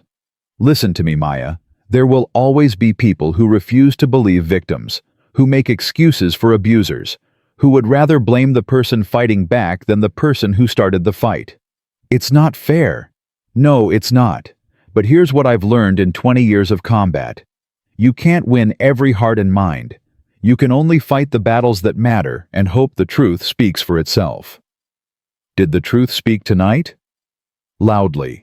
Derek Lawson is in jail. William Lawson is facing federal investigation. The school district is launching a full review of their policies. That's not nothing, Maya. That's everything. So, why do I feel so empty? Marcus was quiet for a moment. Because winning a war isn't like winning a game. There's no trophy, no celebration, just exhaustion and the knowledge that you survived. Is that what this was, a war? For you, yes, and you won. He stood up. Now get some sleep. Tomorrow's going to be a long day. Dad. Yeah. Thank you for believing me, for training me, for being here. Marcus smiled, the soft, proud smile she had loved since childhood. That's what fathers do, warrior. That's what we do. Sunday, 9:30 a.m. The phone calls started early. Media outlets wanting interviews. Lawyers wanting to discuss civil suits. School administrators wanting to get ahead of the story. Politicians wanting to be seen as supportive. Marcus handled most of it, shielding Maya from the chaos while she tried to process everything that had happened. But one call he put through directly. "Maya, this is Janet Lawson." Maya's blood ran cold. Derek's mother. "What do you want?" "I want to apologize." Janet's voice was shaking. "I had no idea what my son was doing, what my husband was covering up. When I saw the evidence this morning, She broke down crying. Maya listened, unsure what to feel. This woman had raised a monster, had been married to a criminal, had built her entire public image on values she clearly didn't live by. But she was also a mother whose world had just collapsed. "Mrs. Lawson, please, let me finish." Janet took a shaky breath. "I'm cooperating with the investigation, fully. I'm turning over everything I know about William's business dealings, about Derek's previous incidents that were covered up, about all of it. Why are you telling me this? Because I want you to know that not everyone in my family is evil. Because I want to help make this right, whatever that looks like." Another pause. "And because I need you to know that I'm sorry, truly deeply sorry for what my family did to you." Maya was silent for a long moment.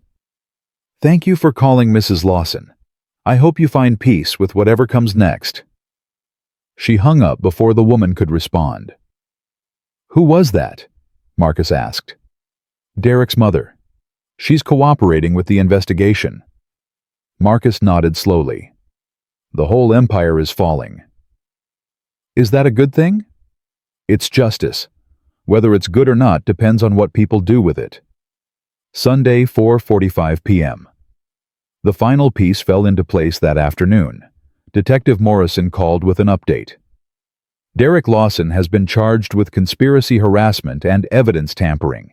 He's being tried as an adult due to the severity of the charges. If convicted, he's looking at 2 to 5 years.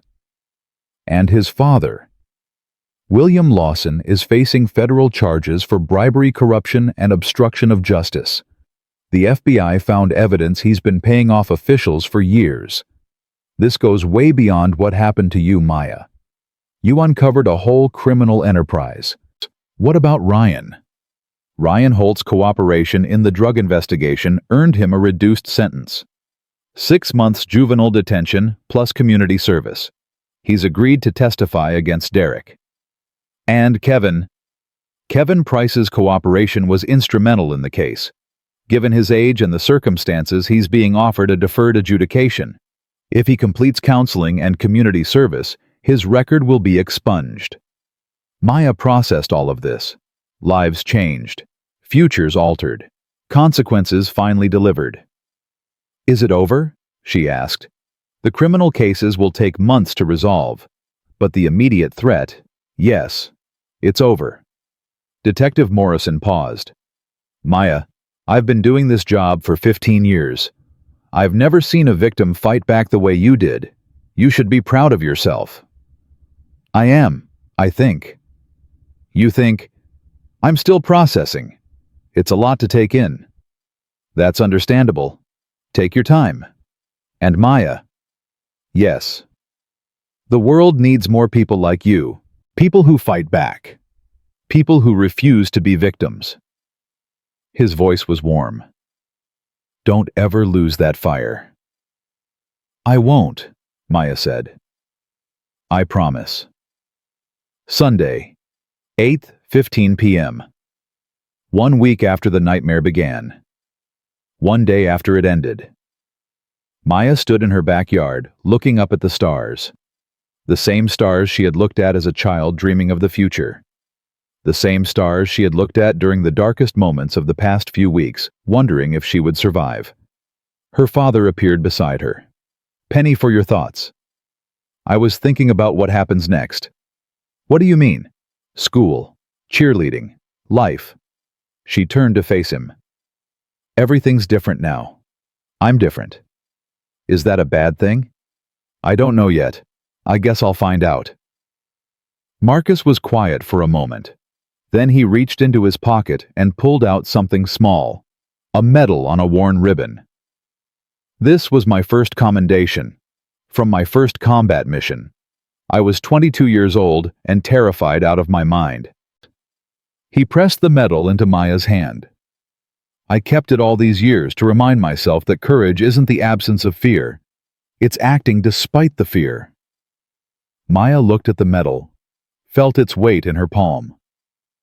You've shown more courage in the past few weeks than most people show in a lifetime, Marcus continued. You faced down bullies. You gathered evidence. You built alliances. You walked into that dance knowing they were planning to destroy you, and you turned their trap against them. I had help. Everyone needs help. The strength is in asking for it, in accepting it, in using it wisely. Maya felt tears streaming down her face. Not sad tears, something else. Relief maybe. Pride. The release of weeks of tension and fear. Marcus pulled her into a hug. She buried her face in his chest, crying like she hadn't cried since she was a little girl. I was so scared, Dad, she whispered. The whole time, I was terrified. I know, baby, I know. But I didn't stop. No, you didn't. He held her tighter. And that's what makes you a warrior. They stood there for a long time, father and daughter survivors of a battle they had won together. Tomorrow would bring new challenges, new questions, new uncertain moments. But tonight, they had each other. And that was enough. Monday, 7:15 a.m., 1 week after homecoming. Maya stood in front of Riverside High School, staring at the building she had once dreaded entering. Everything looked the same. The brick walls, the glass doors, the eagle mascot painted on the entrance. But everything had changed. Students were watching her. Not with hostility this time. With something else. Curiosity. Respect. Maybe even admiration. "You ready for this?" Madison asked beside her. "I don't know. Are you ever ready to become the most famous person at your school?" "Famous isn't the word I'd use, more like legendary." Maya laughed despite herself. "Let's just get through the day." They walked through the front doors together. The hallway fell silent. Every head turned, every conversation stopped. Then someone started clapping. Maya looked around trying to identify the source. It was James, the former victim who had helped at homecoming. He was standing by his locker applauding slowly. Rachel joined him. Then Madison. Then students Maya didn't recognize. One by one, the applause spread through the hallway until dozens of people were clapping. Maya felt heat rising to her cheeks. She didn't know what to do, how to respond. "Thank you," she managed, "but I didn't do this alone." "You started it," someone called out. "That's what matters." The applause continued until a teacher stepped out and asked everyone to get to class. But as Maya walked to her locker, students kept approaching her, shaking her hand, thanking her, sharing their own stories of being targeted by Derek and his crew. She had known there were other victims. She hadn't realized how many. Monday, 10:30 a.m. Principal Thompson called Maya to his office during third period. She walked in expecting confrontation. What she found was a broken man. Thompson looked like he had aged 10 years in a week. His eyes were red. His hands shook as he gestured for her to sit down. "Maya, thank you for coming. Did I have a choice?" "No, I suppose not." He sighed heavily.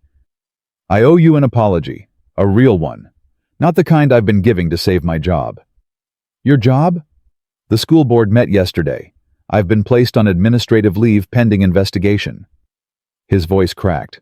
23 years at this school, and it ends like this. Maya felt conflicting emotions. Part of her wanted to feel satisfaction.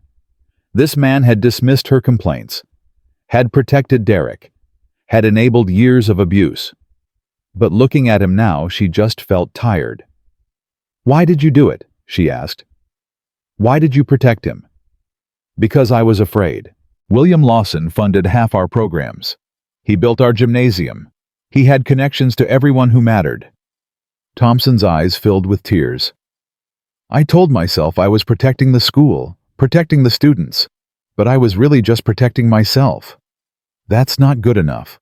I know it's not." He looked at her with something like desperation. "I'm not asking for forgiveness, Maya. I just wanted you to know that I'm sorry. Truly sorry. For everything I failed to do." Maya stood up. "Thank you for the apology, Principal Thompson. I hope you find a way to live with what happened here."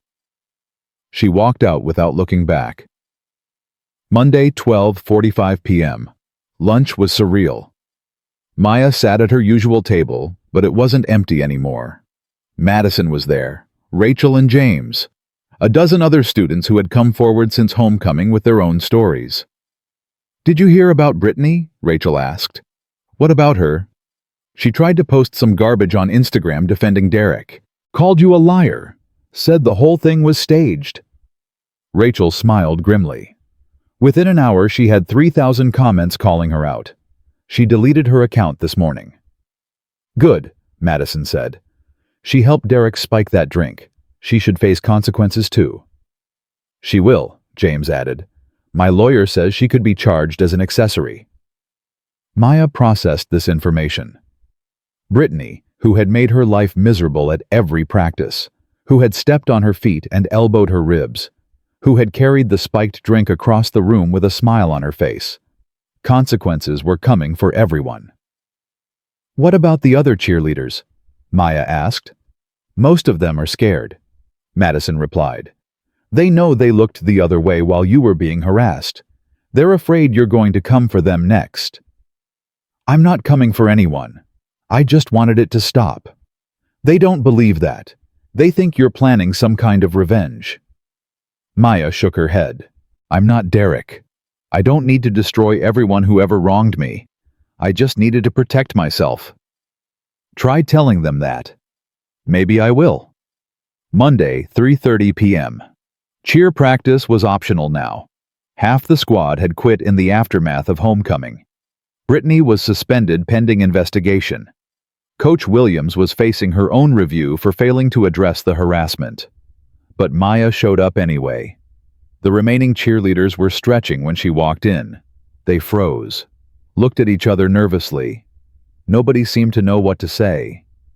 Maya broke the silence. I'm not here to cause problems, she said clearly. I'm here because I earned my spot on this team, and I intend to keep it. Maya, we're so sorry, one girl blurted out, Ashley Martinez, who had been passed over when Maya made the team. We should have said something. We should have helped you. Why didn't you? We were scared. Derek's family. You know how powerful they are. We thought if we just stayed quiet, we'd be safe. And now we know that staying quiet just makes things worse. Ashley's voice strengthened. If you'll have us, we want to do better. We want to be the kind of team that stands up for each other. Maya looked around the gymnasium. These girls had watched her suffer, had participated in small cruelties, had chosen their own comfort over her dignity. But they were also teenagers, scared, pressured, manipulated by people with more power than they could comprehend. I'll have you, Maya said finally. But things are going to change around here. No more looking the other way. No more protecting bullies. If someone on this team is being targeted, we protect them. Together. Together, Ashley echoed. The other girls nodded. It wasn't redemption, not yet. But it was a start. Wednesday, 9th, 0 a.m. 2 weeks after homecoming. The first court hearing drew national attention. Maya sat in the courtroom with her father watching Derek Lawson be led in wearing an orange jumpsuit. He looked smaller somehow. The arrogant quarterback who had terrorized her for weeks was gone. In his place was a scared kid who had finally run out of people to protect him. Derek Lawson, the judge announced, you are charged with conspiracy to commit assault, criminal harassment, and tampering with evidence. How do you plead? Derek's lawyer stood. Not guilty, Your Honor. The courtroom murmured. Maya felt her father's hand tighten on her shoulder. The defense is claiming that my client was manipulated by others into participating in activities he didn't fully understand. The lawyer continued. We intend to show that Derek was himself a victim of pressure from his father. Objection. The prosecutor stood. The defendant was recorded planning these crimes in detail. He was the primary instigator, not a victim. That will be for the jury to decide, the judge replied. Bail is set at $500,000, next hearing in 3 weeks. As Derek was let out, his eyes found Maya's. For a moment, something passed between them. Not hatred, not remorse, something like recognition. He had underestimated her, and it had cost him everything. Wednesday, 2nd and 15 p.m. After court, Maya gave her first interview. CNN had been requesting access for days. Her father finally agreed with conditions. No questions about the specific evidence. No questions about his military service. Just Maya's story in her own words. Maya, the interviewer began, millions of people have been following your story. What do you want them to know? Maya thought carefully before answering. I want them to know that fighting back is possible, even when you feel alone, even when the people hurting you seem untouchable. Even when everyone tells you to just keep your head down and accept it. What advice would you give to other young people facing similar situations? Document everything, find allies, and never ever let them see you break. Maya paused. Bullies count on silence. They count on fear. The moment you refuse to be silent, they start losing power. Your father is a Navy SEAL. Did his training help you prepare for this? My father taught me that the strongest weapon isn't physical, it's mental, it's discipline, It's the ability to stay calm when everything around you is chaos. Maya smiled slightly. He also taught me that sometimes you have to create your own justice when the system fails you. What do you mean by that? I mean that I reported the harassment to my school. I reported the vandalism. I told adults what was happening, and nothing changed, so I had to change it myself. Some people have criticized you for being too aggressive, for setting up Derek and his friends instead of going through proper channels. Those people don't understand what it's like to be hunted, to walk into school every day knowing someone wants to destroy you. I used the system when I could. When it failed me, I found another way. Do you have any regrets? Maya considered the question. She thought about Derek in his orange jumpsuit, about Ryan facing juvenile charges, about Kevin broken and remorseful, about all the lives that had been changed forever. I regret that it was necessary, she said finally. I regret that adults who should have protected me didn't. I regret that other victims before me didn't have the resources to fight back the way I did. But you don't regret fighting back. Never. Not for 1 second. Thursday, 11:30 a.m., 3 weeks after homecoming.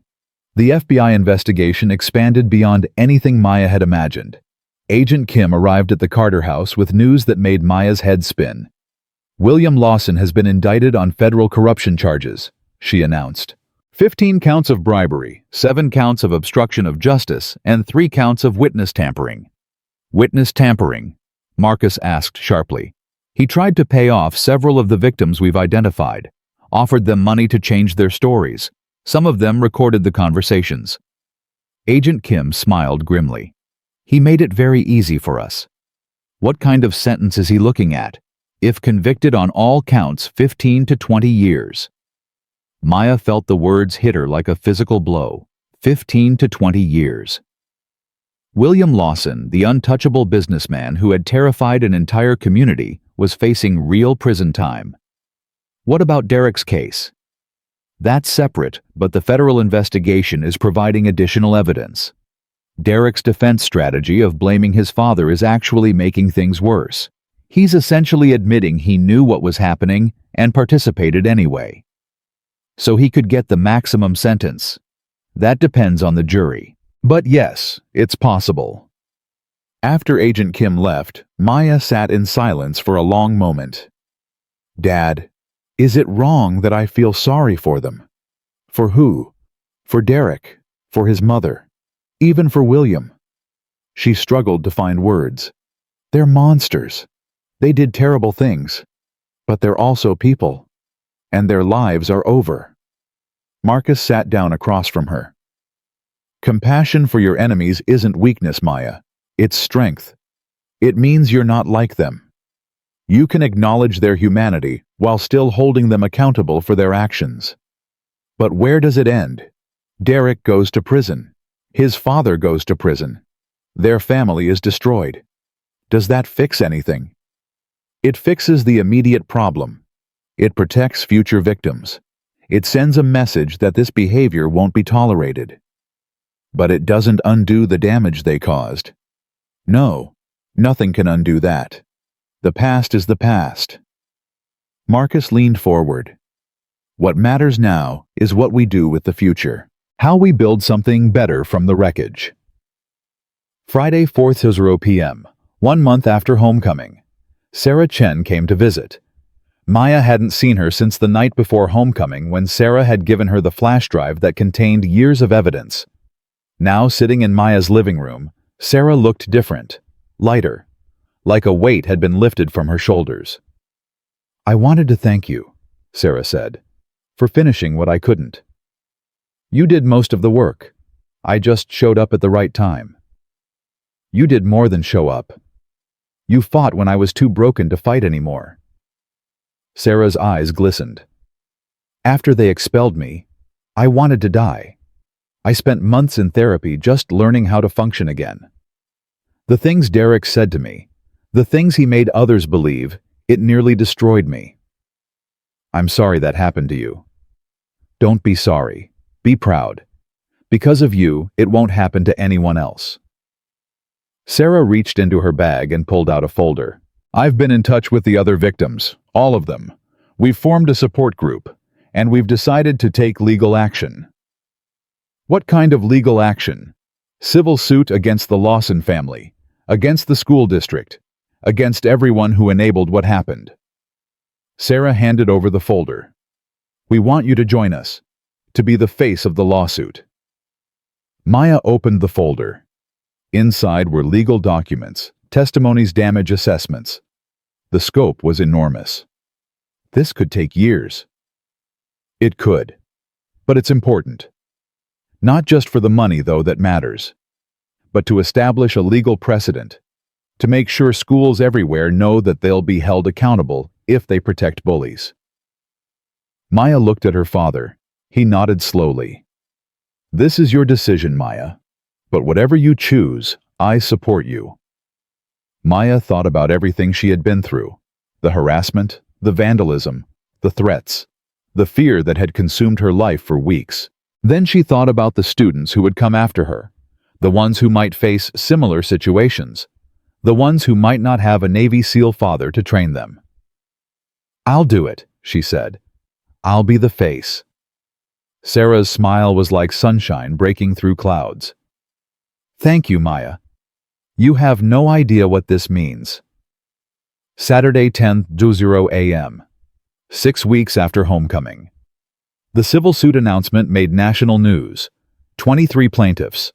3 years of documented abuse. Millions of dollars in damages sought from the Lawson family and Riverside School District.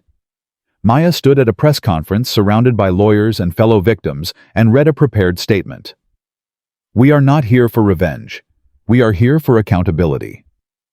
For years, the Lawson family and their enablers in the school administration have terrorized students who didn't fit their narrow definition of acceptable. They have destroyed futures, damaged lives, driven young people to the brink of despair. She paused, looking directly at the cameras. Today we say enough. Today we demand justice. Not just for ourselves, but for every student who has ever been bullied and ignored. For every victim who was told to keep quiet. For every young person who felt alone in their suffering. The questions came rapid fire after that. Maya answered them with a calm she didn't entirely feel. Do you think the school district will settle? That's for our lawyers to determine. How do you respond to critics who say you're being vindictive? I respond that accountability isn't vindictive, it's necessary. What do you hope to achieve with this lawsuit? Change. Real lasting change in how schools handle harassment, in how they protect vulnerable students, in how they hold bullies accountable.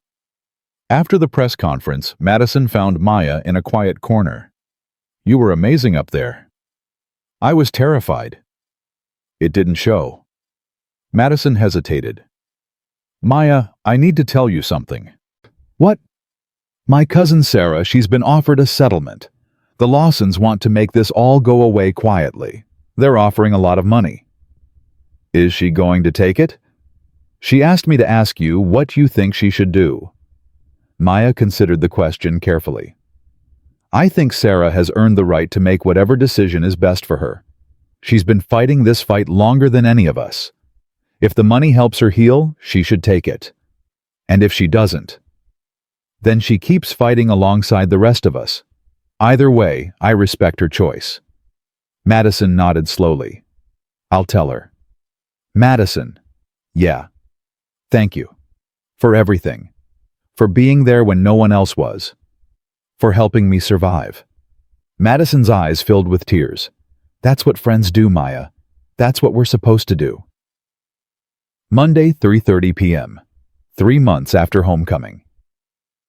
Derek Lawson's trial ended with a verdict that shocked no one.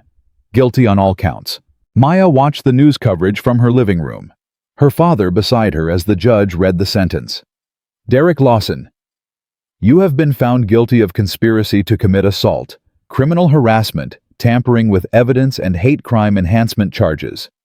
Your actions showed a pattern of deliberate cruelty targeting individuals based on their race. You showed no remorse during these proceedings, and your attempts to blame others for your actions demonstrate a profound lack of accountability. The judge paused. I hereby sentence you to 4 years in state prison to be followed by 5 years of supervised probation. You are permanently banned from contact with any of your victims and from entering any school property in this state. Derek's mother screamed. His remaining friends sat in stunned silence. Derek himself showed no emotion, just stared straight ahead like a man who had already given up. 4 years, Maya whispered. He'll serve 2 with good behavior, Marcus replied. Maybe less. Is that enough? It's what the system decided. Whether it's enough. He shrugged. That's not for us to judge. Maya watched as Derek was led away in handcuffs. She thought about the boy she had first encountered in the gymnasium, the arrogant quarterback who thought he owned the world, the bully who had shoved her into a mud puddle and laughed. That boy was gone, replaced by a convicted felon who would spend years behind bars. She didn't feel victorious. She just felt tired. Thursday, 7:00 p.m., 6 months after homecoming. The civil suit settled for $12 million. The school district paid $8 million. The Lawson family paid $4. The money would be distributed among all 23 plaintiffs, with funds set aside for therapy education and a new foundation dedicated to preventing bullying. Maya sat in her father's truck reading the settlement documents. This is more money than I've ever seen, she said. It's not about the money. I know, but still. Your share will go into a trust for college. The rest will help others. That's what matters. What happens now? Now, life goes on. Marcus started the truck. You graduate. You go to college. You build a future. And the foundation? Sarah's agreed to run it. With your input, of course. But you don't have to carry this fight forever, Maya. You've done enough. Have I? More than enough. Friday, 5:30 p.m. 1 year after homecoming. Maya stood in the gymnasium wearing her cheer uniform for the last time. It was senior night, her final performance before graduation. The bleachers were packed. Her father sat in the front row, his eyes shining with pride. The routine was perfect. Every move synchronized. Every jump landed. Every smile genuine. When it ended, the crowd erupted. Standing ovation, cheers echoing off the walls. But the loudest cheers came from her teammates. The girls who had once looked the other way now stood around her, hugging her, telling her how much she had meant to them.